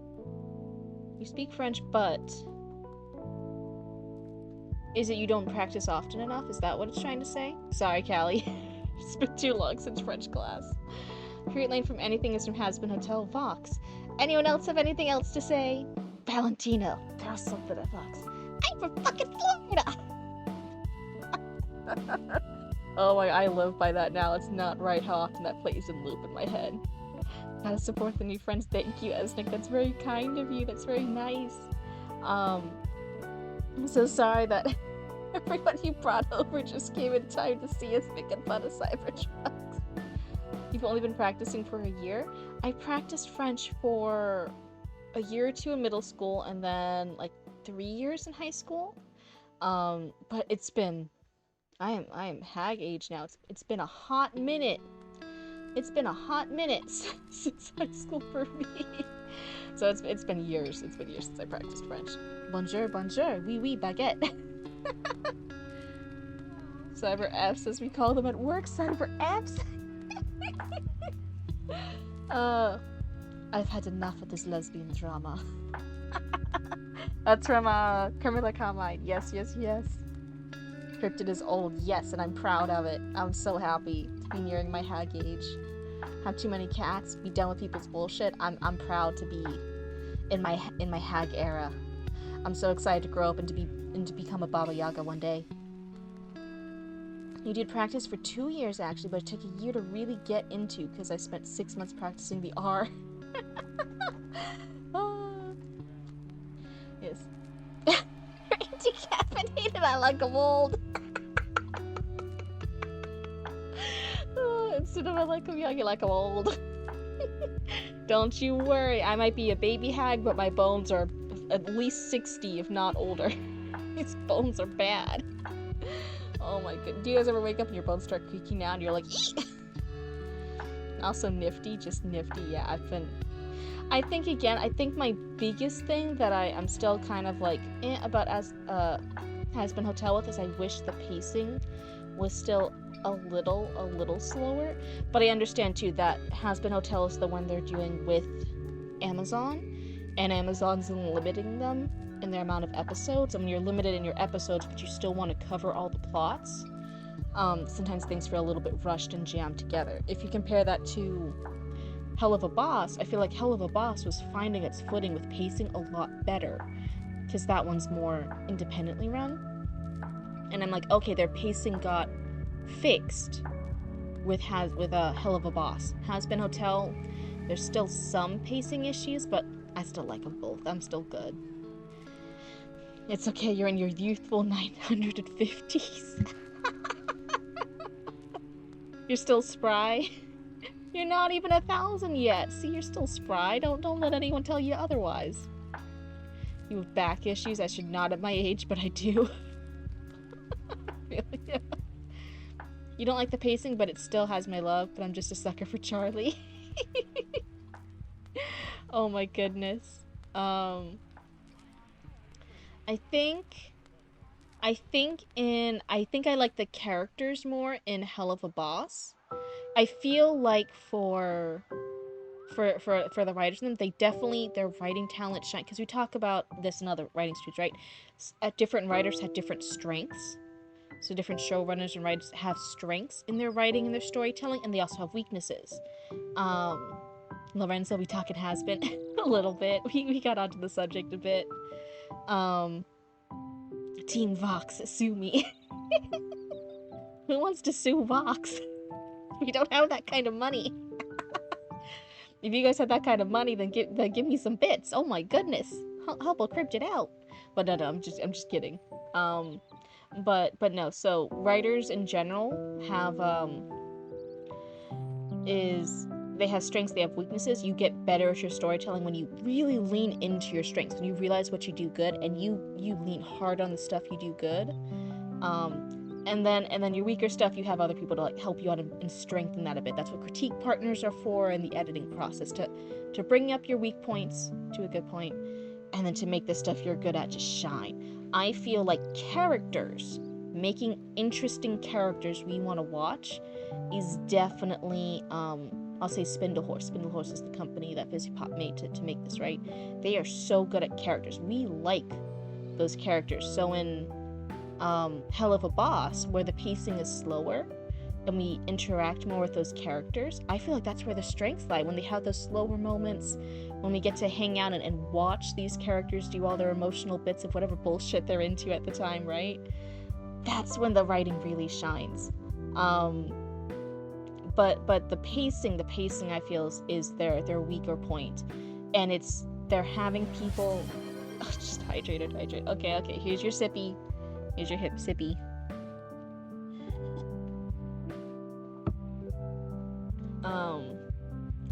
What was I saying? It's with Hell of a Boss, the team is helping each other out enough at Spindlehorse. The Spindlehorse team is helping each other out enough to help with the pacing, and it's not very bad. With Has Been Hotel and the episode restraints from Amazon only giving them a certain amount of episodes per season, I think that's making that weakness of the pacing a little bit worse. And that's the biggest issue I have with Has Been Hotel, is the pacing. But I still love it. Like, am I still a fan of it? Absolutely. But can I say my favorite part is still the characters? The characters, they do well. The pacing, I wish they had some more room to breathe. I'm behind in chat now. Hold on.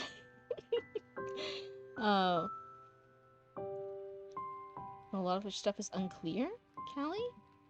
What stuff is unclear? I'm not sure. Vox is an a-hole from Velvet. Vox ain't that bad. He's still... He is a very power-hungry, racist white man. And is that problematic? Absolutely. Is it absolutely entertaining? Seeing him go fucking crazy? 100%. Somebody can be bad and we can still enjoy watching them. Why? Because they're not real, they're characters. Is that why Val ripped his head off? Never seen either show. You don't have streaming service money again yet.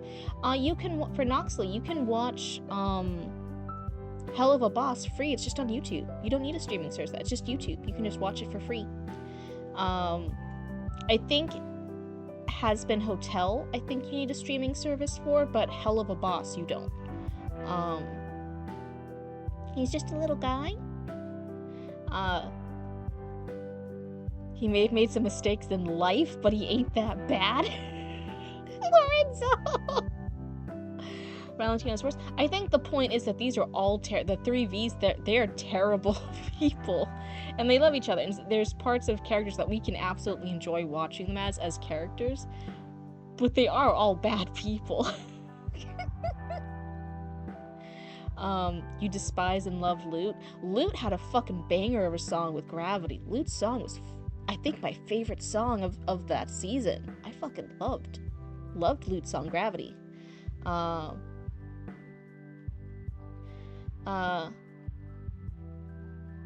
You watch anything with Korean subtitles on the right websites, just saying? What? Has Been is free on certain sites, that's true. But yeah, if you want Hell of a Boss, you don't need any streaming services or pirating, it's just free on YouTube.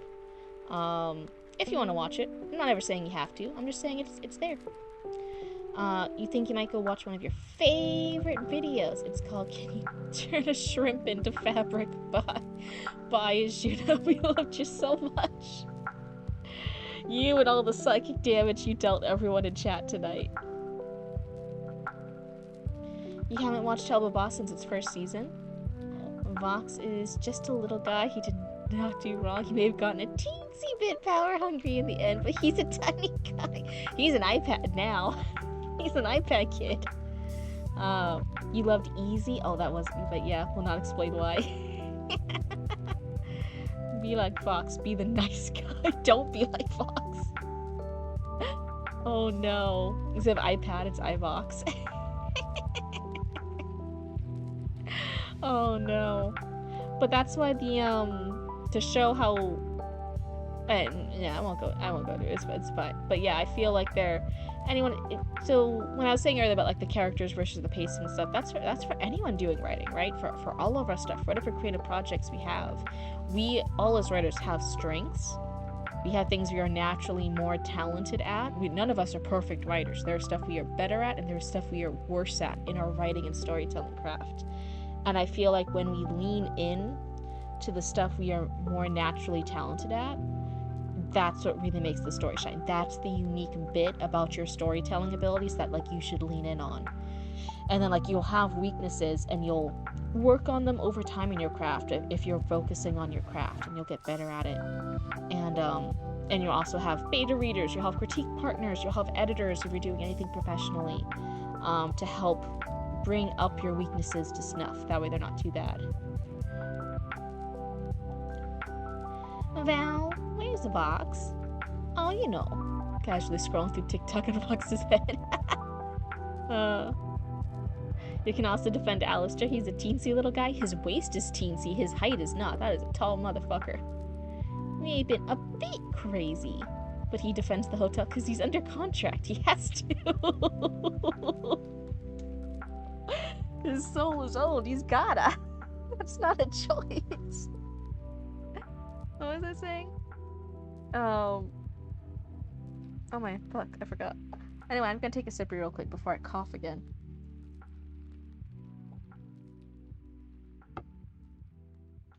Oh, how did we get from accents all over to Hell of a Boss? It has been hotel. I'll hail Rosie, Alistair's master. Oh my goodness. But can we all stand Rosie because she's heavenly? I really like Rosie. I've liked her since we first saw her. I've really liked her character design. I just always thought she looked interesting. And every time she's on screen, I'm always like, ooh. No, absolutely. I think used to hate Sarah. I still okay. So for anyone, this is gonna be boring for anyone who doesn't know. Has Been Hotel. I want to see if you guys would agree with me. I think you hated Emily, you hated Sarah. Oh my goodness. I think if I had been in the room, if I had been in the room where it happens on Spindlehorse, I'm not. I have no say in this stuff, anyways.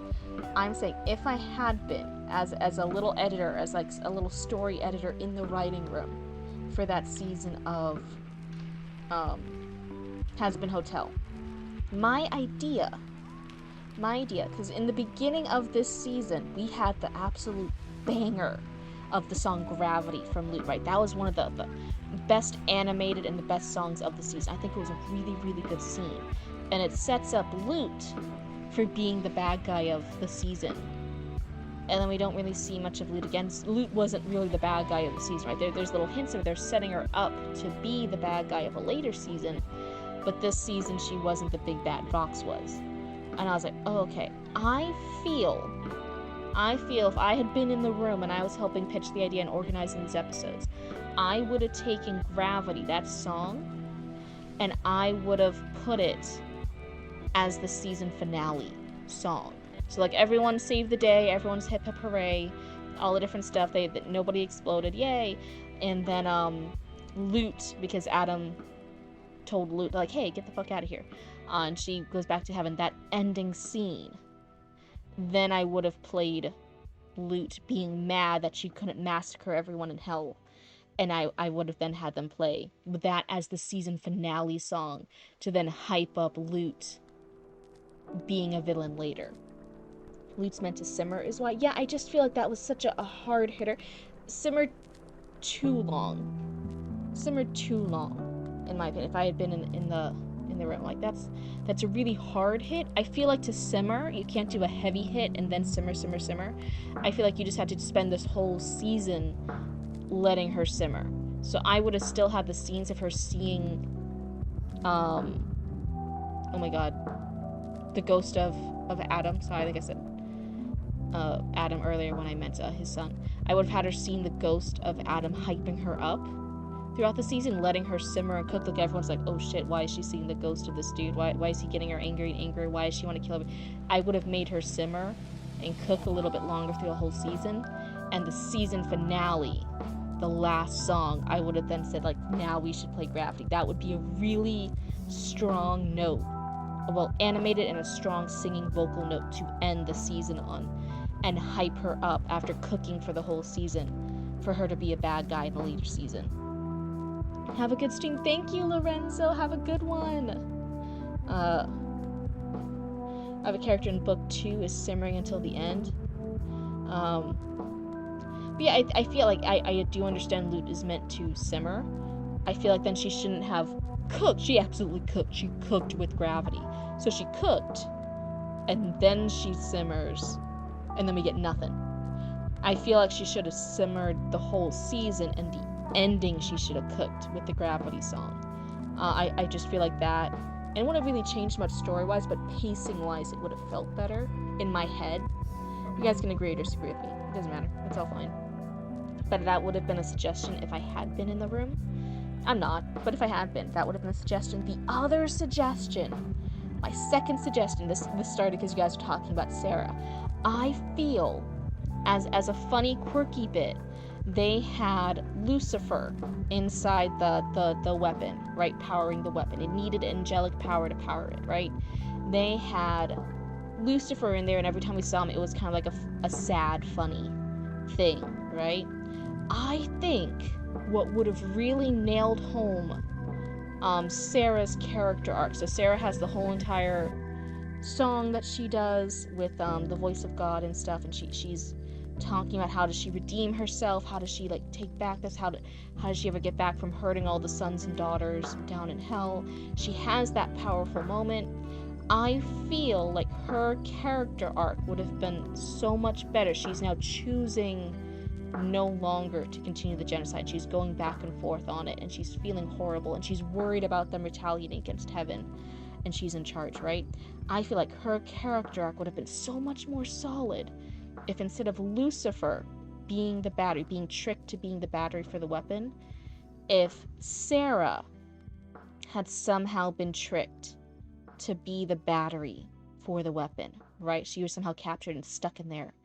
And then she's there powering this battery, and she knows she's now the battery for this weapon that can be used against heaven. She knows she's surrounded by all these sinners in hell. She's doing all this different stuff.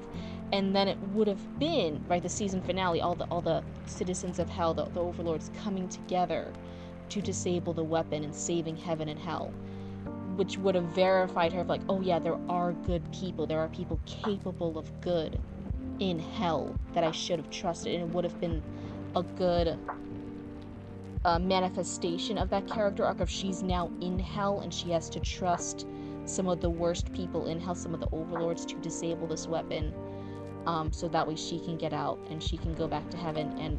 And I don't know, I feel like she should have been powering the weapon. If they wanted to reward, she should have at least wounded Vaggie. I think they probably will do that later, not gonna lie. Basically, if you go to the hotel willingly, you are forgiven. What do you mean if you go to the hotel willingly, you are forgiven? She should have at least wounded Vaggie. I don't know. I don't really think it's like you just show up at the hotel and then you're forgiven. It's you do. It looks like they're setting it up for whatever sin you committed in life, you now have to. I mean, Sarah's point of view? I don't think Sarah spent a lot of that season not even believing that Pensius had been redeemed. She was calling bullshit on it. Since she seems to trust Charlie now, I think they're all not quite sure, except for Charlie's at the end of it gets an inkling of what the redemption process is now, right? And the angels do too after they listen to Pensius. They're realizing, oh, he has to redeem. Whoever is trying to be redeemed has to combat and overcome whatever sin they committed. So for Pensius, his sin was more sloth focused. He had the power to stop and speak up to stop the serial killer, and he didn't. So now he had to stand up and take a stance and defend what he believed in and help others. And he died doing that, and he got redeemed. So it seems like whatever you went to hell for, you had to have that character arc and redeem yourself. What was I saying? But yeah, I feel I want to see what you guys think. I feel like it would have been more interesting if Sarah had been in the weapon that was targeting heaven, and that the overlords then save her. I feel like that would have really completed Sarah's character arc. Would have been a much stronger punch, rather than just having Lucifer in there as like the sad comedy bit. I feel like to really nail in Lucifer's character, he should have been after he had that fight with Charlie, because his big thing is he isolates himself from hell. He's an absentee ruler. He's an absentee follower.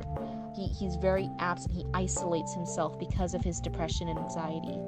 So I feel like after his fight with Charlie, he should have isolated and been absent again. And he's missing all of this important stuff that's happening.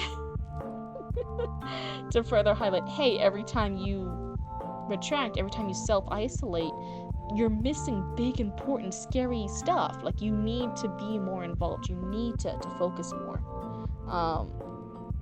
So willingly contradict your sins. That seems to be, from what we have so far, what the writers are going for with Hazbin Hotel. That whatever that the sin was, you have to contradict it. And people are pointing out the reason why, some people are having theories, the reason why Vox and Alistair don't work together, why they seem so similar but they're also so opposite. They're both serial killers attached to media franchises, right? That were both very ambitious for their media franchises. TV versus radio. They're both serial killers. Alistair seemed to be doing his serial killing spree out of rage, out of wrath, because he was very mad at a lot of the racists and a lot of the abusers, right, in his time period. And so he was going after them out of racists, out of abusers, out of all that stuff. Vox was just envious. Every time he saw more power, he saw a higher stepping stone, that's what he wanted. And he was just killing people out of greed and envy because he wanted to take what they had. So they were both serial killing, but for different sins, so it's very similar, but also very opposite. I'm a figment of your imagination. I'm not here. This is all a dream. I forget the way he said it, but yeah. So there's some definitely interesting. I feel like, again, the characters are the strongest, but if I had been in the room for this season, those would have been my two changes. I would have had Lute's song at the end as a really good banger to end the season with the season finale song. And I would have had Sarah be the one to end up powering the battery. Charlie just goes batshit. Charlie definitely goes the most batshit on her dad. That's the one that she kind of releases most of her aggression on. Oh my goodness. But yeah, that's just one of those things. Am I in the room? Do I have any power or say over that kind of stuff? No. But in my head, I think those would have been the two fixes I would have suggested. Anyway, what were we talking about earlier? You've been streaming for almost 2 hours now. Maybe I'll go to 11:30 midnight tonight, so a little bit longer. But I think the accent thing we're done with, so I'll get rid of this. But yeah, for the background art, did you derail us again? No, Lord knows I derail it. I derail us. I let myself get derailed. Anything can happen and I'll get derailed. And then I'll just like censor myself again, like doink doink. Okay, let's hold on, wait.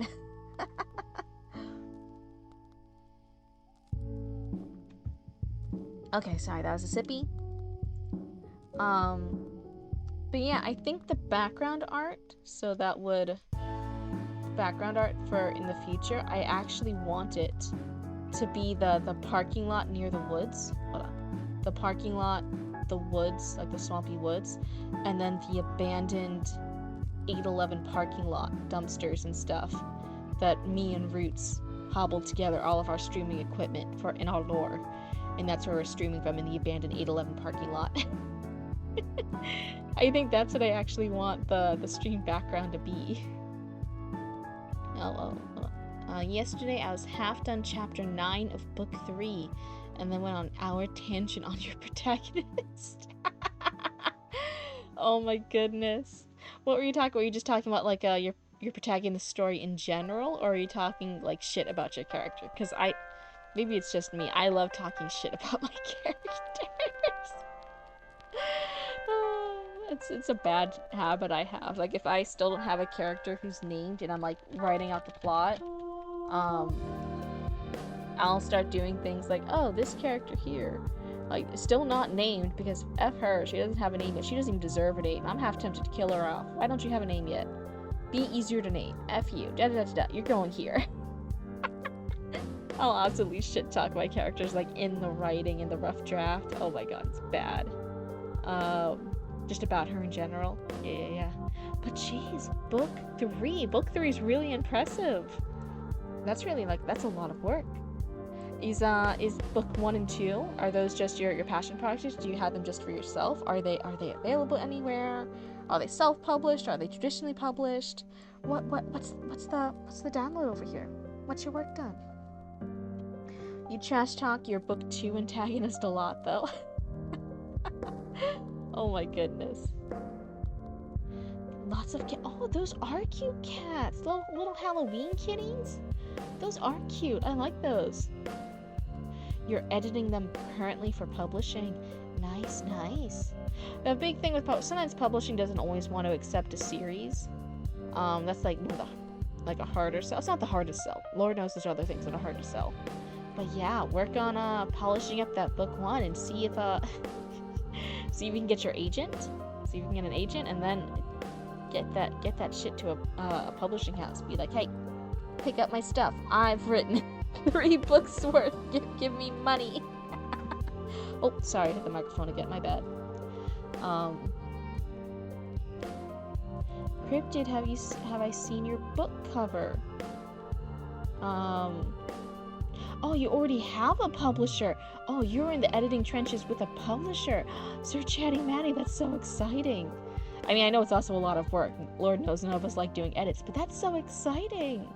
Let's see, Callie, did I see your book cover? No, did you put it in the Discord? What am I looking at? What am I looking at? Let me look here. If you see my model looking down, it's because I'm looking at my phone right now. I'm looking at the Discord. Let's see. Not in chatting. Is it... Is it in hobbies? No. Thanks to your sister. That's right. You were mentioning before. You were mentioning you had a publishing connection. That's so exciting. Callie, where did you post it? Where did you post it? Was it in writing?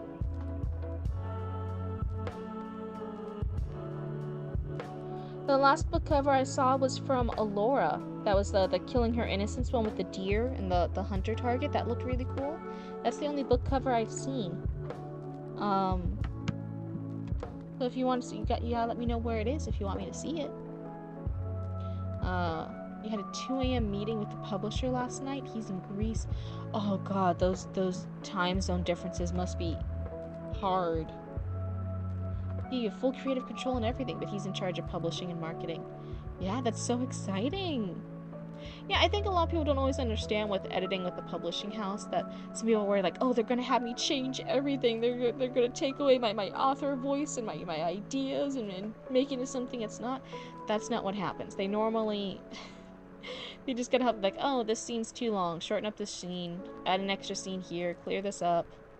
Make this a little like... It's literally editing. It's not changing your story, but it's editing it. It's making it a little smoother, a little better. They're polishing the story. They're not gonna change your tragedy into like a comedy romance. They're not gonna absolutely change everything.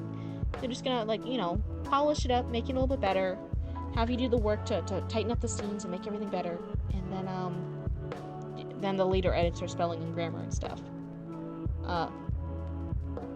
You read the first chapter and just said, I love it, just fix X and Y. Yep. That's normally what happens. You just fix this up. Just, here's the mistakes, fix them up, patch up the holes, and then we'll polish it, and then it's good to go. That's what editing is. People are always worried, like, oh, they're gonna take my genre and my characters and everything else, and they're gonna make it something completely different. And it's like that. That doesn't happen. Wait. Hold on a second. Where do I post it? What channel? You can post it in... You can do it either in chatting or writing. I don't really care. You just want me to see it, right? Let's see here. You can do... If it's a hobby for you to draw, you can put it in hobbies. If it's for a particular book and you want to talk about writing, you can post it in writing. If it's just to share really quick, you can put it in chatting. There's no like hard rules. But yeah, you can't say, have you seen it? Then you never posted it anywhere. Mostly have issues with pacing and craft. Use read in full, but use the first chapter as an example. Yeah. If you ever want to post your first chapter for Storytime critique, hey, Lord knows I'd be super excited to read it. I'm not sure if I'm doing Storytime critique today. I think that might be another day when I'm less tired and a bit more focused. Okay, Callie posted it. Let's see. Which channel did you use? I listed like 3. Writing. Okay. A Corrupt Mother's Love. Student Body Sonata. Right in there. Student Body Sonata. That looks cool though. I like the skull and the floral design. I think that looks cool. The graphics of the skull with the roses and the background art, it looks a little like they look like slightly different art styles, but otherwise I think it's like really cool as a concept. I think it's really cool.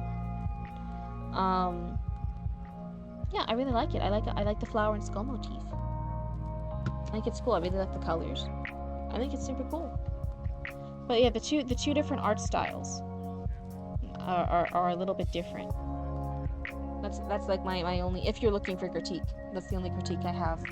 If you're not looking for critique, if you're just asking if I like it, then yeah, I like it. It's cool. You can send it, it's just long. That's not the issue, it's just because there's a lot of world building you needed to do, so it needs to be a bit long. Just need to tighten a bit. Yeah, sometimes it's really hard with world building to not just do like a lore dump. That's one of the big things with writers, right? We never want to do a lore dump. Unless we have to. Normally you want to like sprinkle in the world building throughout. That's one of the really that's one of the hard things. Oh my goodness. Especially in the beginning. Even if you do a lore dump, there's a lot of advice like don't do the lore dump in the beginning because you're trying to win your readers over, and just get them immersed in the world. And sometimes having like a history lesson is really, really hard. But yeah, so Charity Man, I'd love to read it in the future if you post it into the. Oh my god, I was just saying it. The Discord, there's story submissions, and then I can even read it here on stream. It might just be the first few pages. If it's a really long chapter, I might not read the whole long chapter. But I could just read like the first few pages if you're okay with it and give you critique, give you some more feedback. But obviously between me and like your actual like publisher person, which critique should you listen more to? Probably your publisher, right? It's sprinkled throughout, but I have it as a learn as you go type thing. Yeah, the sprinkle throughout is definitely I think generally the preferred method for world building. It's just easier to comprehend and get immersed in, compared to just the lore dump, right? What was I saying earlier? I don't know. But yeah, Kat, I really liked it. I think it's a cool concept. I really like it. I really like the cover for it. Do you have a particular story in mind for it, or were you just designing like a cool idea for a cover, or was it for a particular story? What is that? The crown? Oh, it's the prime. Okay. I know some people like Azuna earlier. When she posted her cover art, she's just like, yeah, I had this idea for a cover art, but I don't actually have a story for it. So I don't know if you have a particular story with yours that you were designing a book cover for, or if it was just a cool idea. It's for the story you showed me. Oh, that's cool. That's really awesome. I like that. I like when people do creative stuff for their projects. I am not artistically talented enough to do stuff like that for me. I think some people do like really awesome Pinterest inspiration boards for their writing. Some people do cover art like you, Callie, and Azuna. Some people do other things. Some people even draw their characters. I am not I do not have the drawing or artsy talent to do all that. I just play with my words all day on a screen or on paper. That's what I'm supposed to do on pen and paper. I just play with my words. I don't have the creative talent like that, which I think is part of the reasons why I was interested in a 30 days drawing challenge. Because in the future, if I keep thinking up more cool scripts, like for the Three Little Witches storyline, I want to be able to actually storyboard in the future. You're in the Discord now, you'll post the PDF of the book, unless you want me to post the docs link. I have no idea. I don't know about the PDF. I know with Google Docs, I have this night mode, and that makes it a little bit easier for people to watch the stream, because I can change it to a night mode like this. So, and again, if you're worried about anything being stolen, especially since you're working with a publisher, I would only post like the little beginning for it, and I wouldn't share all your work. I know some people, that's why they only post like little snippets. It's just to preserve and save the rest of their work. So if you want to just do like a Google Doc with like just the beginning, that might be like the safest bet for you. The story is 44,123 words long. That's so many words though. You should be so proud of yourself. You want to start drawing again? Yeah, maybe you used to do portraits as streamers? That's super cool. But yeah, I think me wanting to draw again, that would be a really cool, fun 30 days challenge. It just also feels like there's so many other things I do. When do I ever have a break? Oh, my lo-fi. There we go. We might have to isolate a few chapters, since a few chapters are spicy, just to avoid breaking the server rules. Yeah. So yeah, if you just like do like the the first bit that you want to share with story time, and like a Google Doc, then I can have it on night mode. We could read it here. We could do story time. We could give you feedback and critique. I think it would be really fun. And I'm so excited for you on your writing journey, to be working with a publisher and hearing that feedback from them. That's like really amazing. It's a really cool thing that you're doing. Especially working on your third novel in the series already. A series is challenging in its own right. It's a little bit differently structured than just a standalone book. A standalone book, once the plot is over, it's over. But with a series, it's definitely a different pacing structure. We'll separate it tonight. That would be awesome. I'm really excited. What was I saying? Yeah, pacing for a multi-series thing is definitely a little bit different.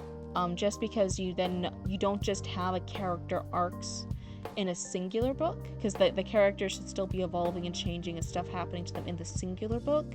There's then the wider character arcs that are happening in the story beats that cover the whole arc, not just the individual story stuff that's happening in each individual book. There's then a longer arc connecting them all together, and sometimes balancing all those different plot threads and those character arc threads, that it can be really challenging, right? It's a whole new ball game. One of my, I think I mentioned it before on stream, one of my stories was particularly, I realized it would be a multi-book one, and that was the cannibal girl one with her knight in the fantasy world, and the very polite serial killer friend they made along the way. That one was supposed to be a multi-book thing, and I realized the scope of it and how big it would be, and I was like, that's so interesting. I'm gonna put this on the back burner for now. It's why you're waiting for all three to be done for you to figure out where certain things need to be put in each book. Jeez, that's so challenging. Oh my god. You always have all your characters die in your book, so I would think people would assume I can't do a series. But in your writing, death isn't really the end. So yeah, what is it? And such a real my taste. And Grandmaster of Demonic Cultivation, right? The opening scene is the main character dying. the right there in the beginning, the first part is, oh yeah, the main character, he effing dead. He fucking died. I know there's like a big joke in the fandom of like everyone hearing stuff on like Tumblr and like other fandom stuff, like hearing about this character and thinking it was so cute, and they'd be like, oh, I'm gonna pick up the book, this sounds cute, it's about this main character and stuff and these adventures, and they open the book and it says like that character died, and they're like, oh what did I pick up the last book? Did I pick up the what what happened? You can never do standalones. I tried. It exploded into this. Oh my goodness, that's so funny. Hold on, I'm gonna cough real quick, so I'm gonna mute the mic.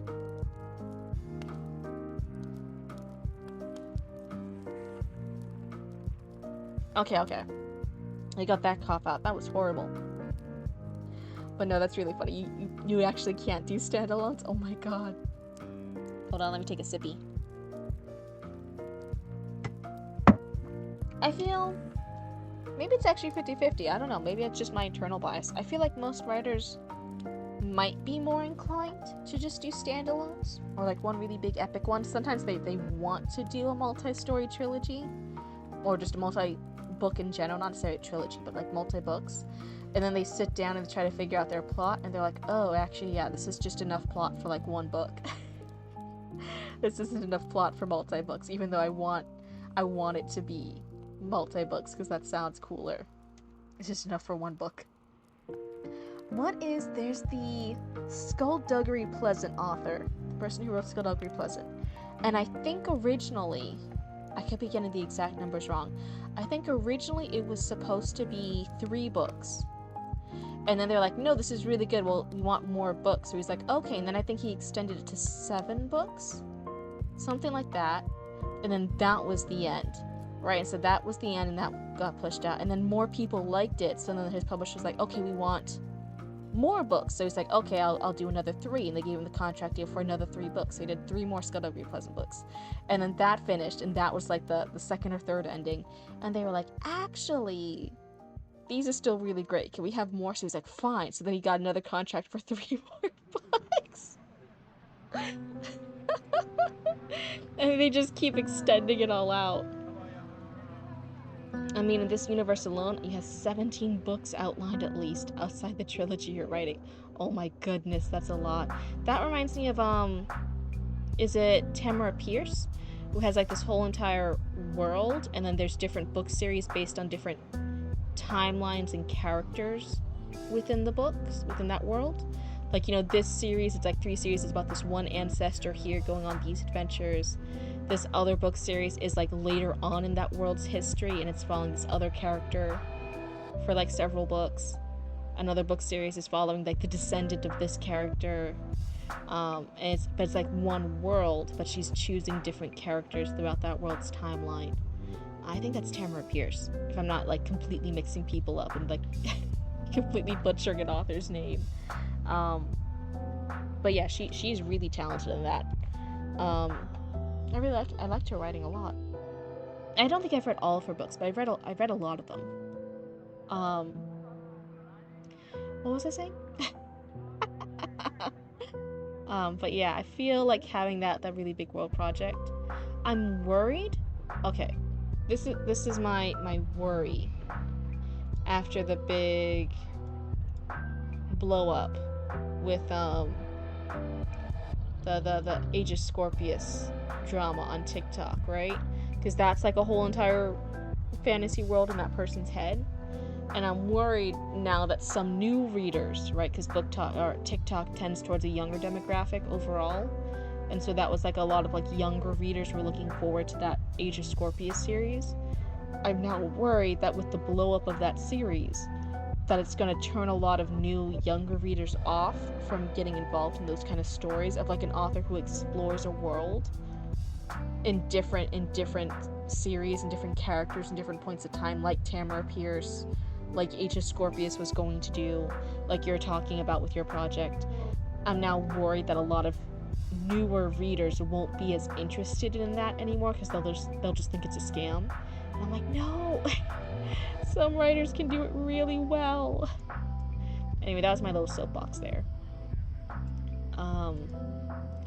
All mine are different eras, different protagonists, some parts standalones in terms of being for a single protagonist, but are part of larger arcs. Yeah, I think very, very, if I'm understanding it in the way you're telling, very similar to Tamara Pierce. It's one world. But it's different protagonists, it's different timelines within that world. Sometimes those characters are connected to each other, like one of them's a descendant or something. Other times not, it's just a standalone protagonist going on this adventure in the world. But it's all within the world that she's made. You're the type not to chase trends too. Yeah, I wouldn't say that's a trend. I don't think that's a trend. It's something that some authors like Tamara Pierce are very good at. And what you're even trying to do, right? That's something that some authors are naturally inclined to. I'm kind of worried with how explosive that drama was on Book Talk, and it escaped TikTok, right? It was like in world news. There were news articles talking about it. And I'm kind of worried that there's a new generation now of readers who are growing up as like young adults, consuming books now and hearing about book recommendations and buying into this stuff, and now they haven't been exposed to stuff like Tamara Pierce and other authors who have done this well, and they just had this blow up, and now they're like, oh, I don't want to be part of stuff like this anymore, and they might turn away from books that are like that. And I'm like, no, there are people who do it so well. Yes, there's a whole arc revolving around the main ruling house in your story.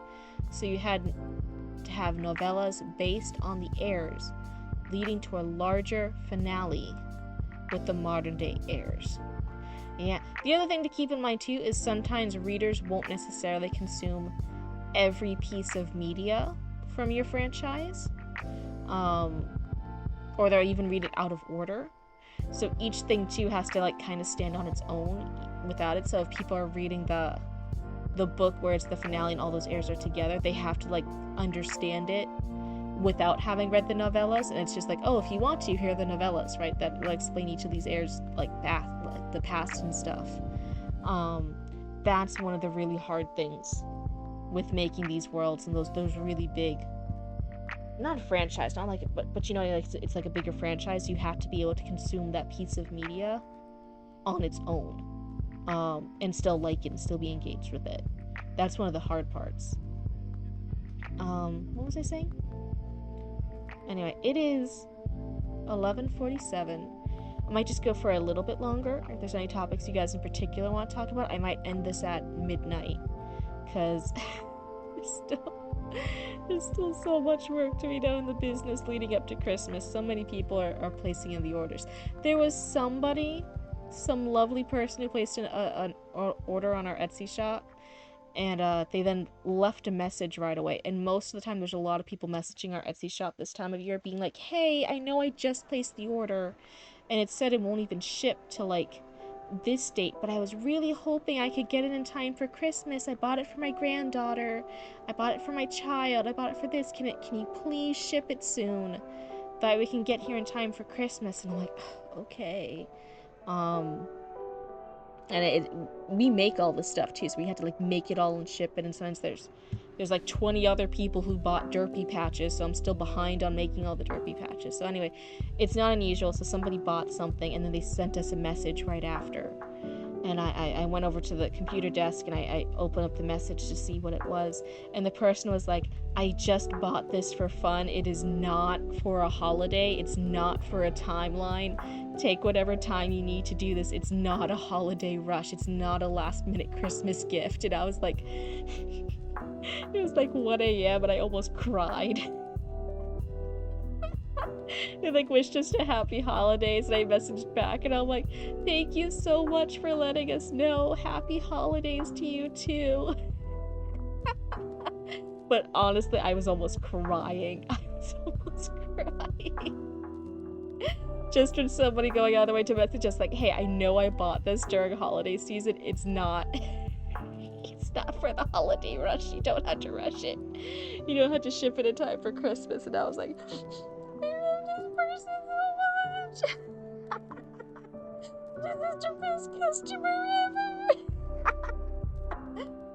Oh my god, almost crying at 1 a.m. What you're doing with your publisher for your trilogy, it's we're likely going to have a package with all 3 for the price of 1? That's kind of insane. Oh my goodness. Package vaulty, no, geez, that kind of stuff, like right off the bat, that's a lot. That's a big thing. That's a big deal. I hope you still get your money's worth. It's for accessibility? I guess so. You've always wanted to write to make people experience what anime makes you feel. Why don't you write scripts for anime then? That'd be the thing. If you want to do things in an anime style, why don't you write scripts for an anime and work with like a artist and stuff? That would be the thing to do if you want to do more things that are anime inspired, right? Lord knows, like, normally I write novels. My experience has almost always been with novels and then some short stories. That's what I naturally write towards. And then just for the challenge for November, right, 30 days of rough drafts, I was doing this story, and it was originally supposed to be like a normal novel story.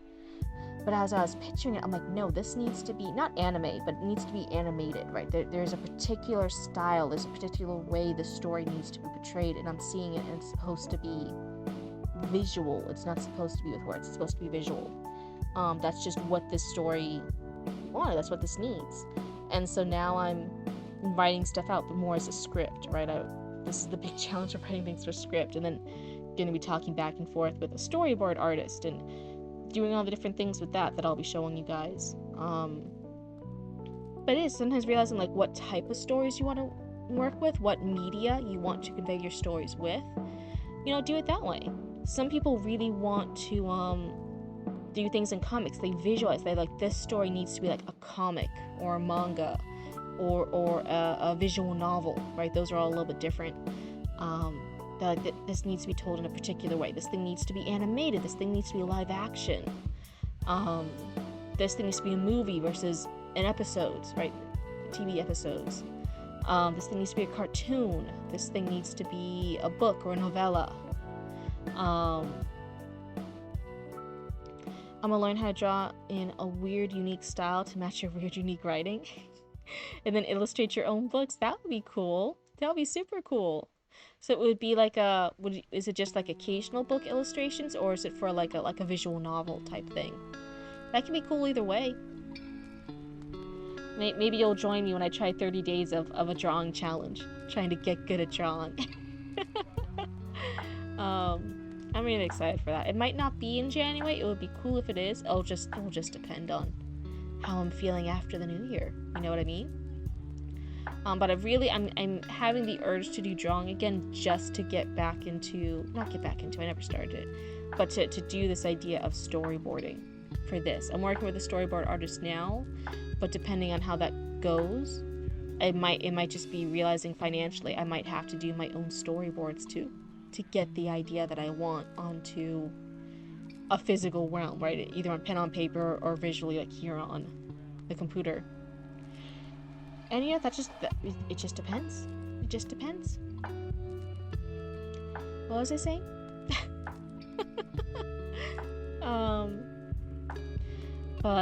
But yeah, I feel like different mediums to do storytelling are a little bit new, unique, and we can bend the rules a little bit, right? Like we can definitely do that. I'm not saying that they're hard and fast rules. I'm just saying in general, certain mediums of storytelling lend themselves in different ways to stuff.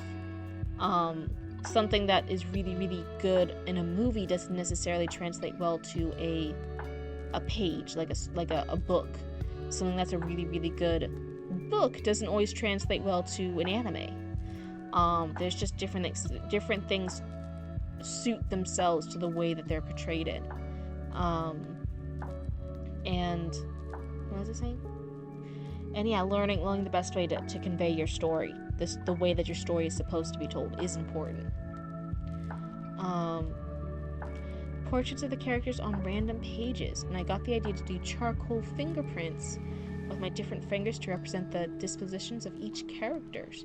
I don't quite get the fingerprints thing, but hey, if that's like an important thing, that could be really cool for your character. That could be cool.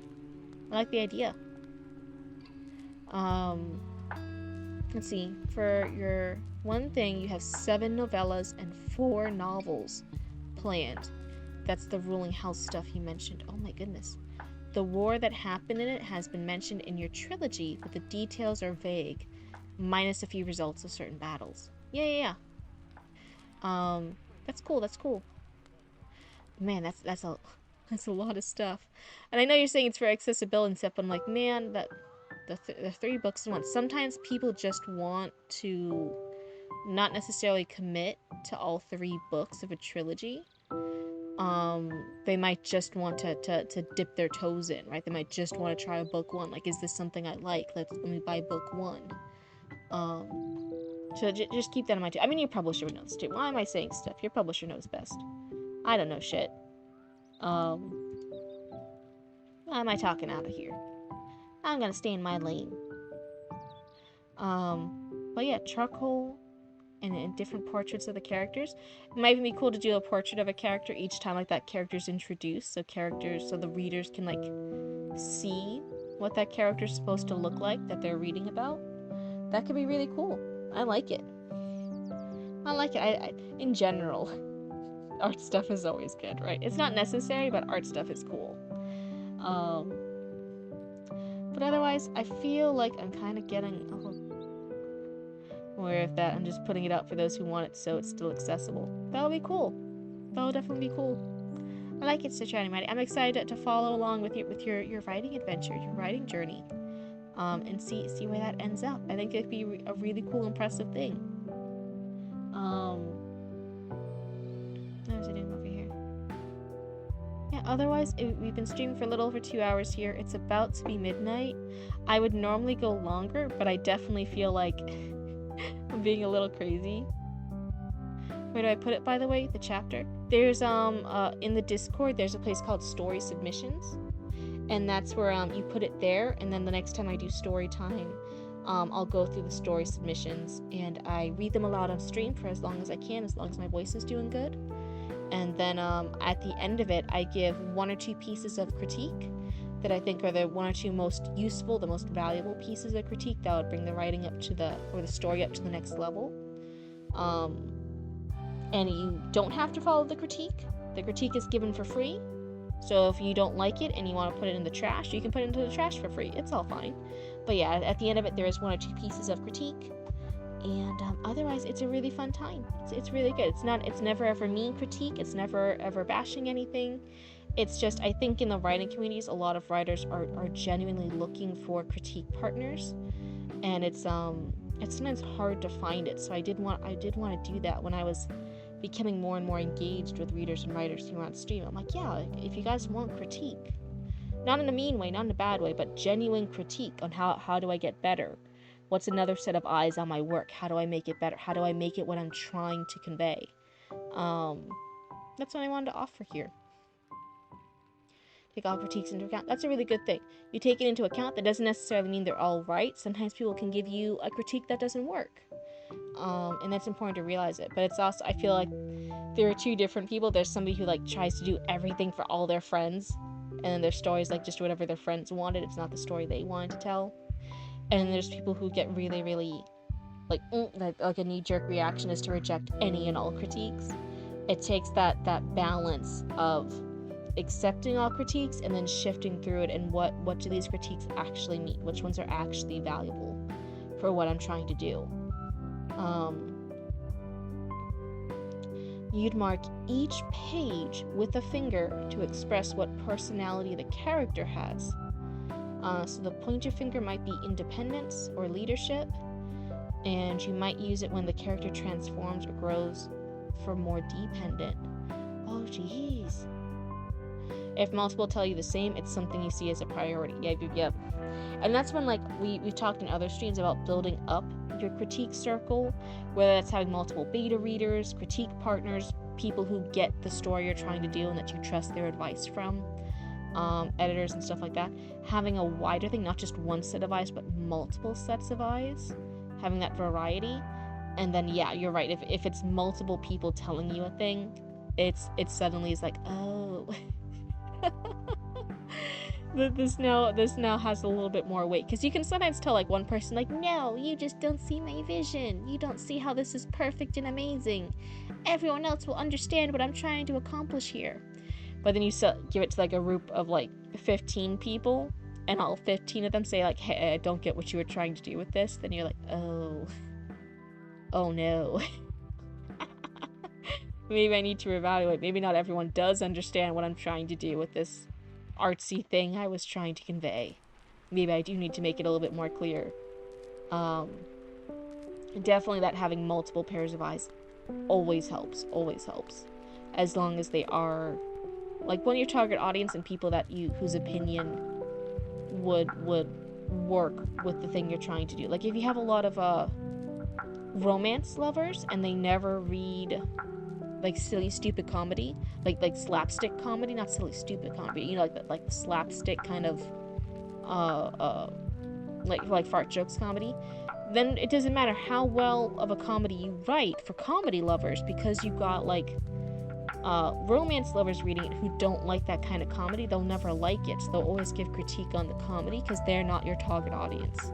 They're not seeing what you're trying to convey. You need readers who like that kind of comedy to then give you feedback, and they might be like, oh, 99% of the jokes landed, but this one joke was kind of flat, this one didn't work, and you'll be like, oh, okay, right, because those people are in your genre, or those people are the types of readers you want. They get what you're trying to do. Now their feedback is more valuable and useful compared to somebody who doesn't see what you're trying to do. Their wants and goals will never match up with your work. It's just a bad match. So that's another thing to consider too. I'm just rambling. It is past midnight for Cryptid, which normally isn't a bad thing, but the work with the business recently, the holidays, they're getting to me. If you just let your humor come as it does.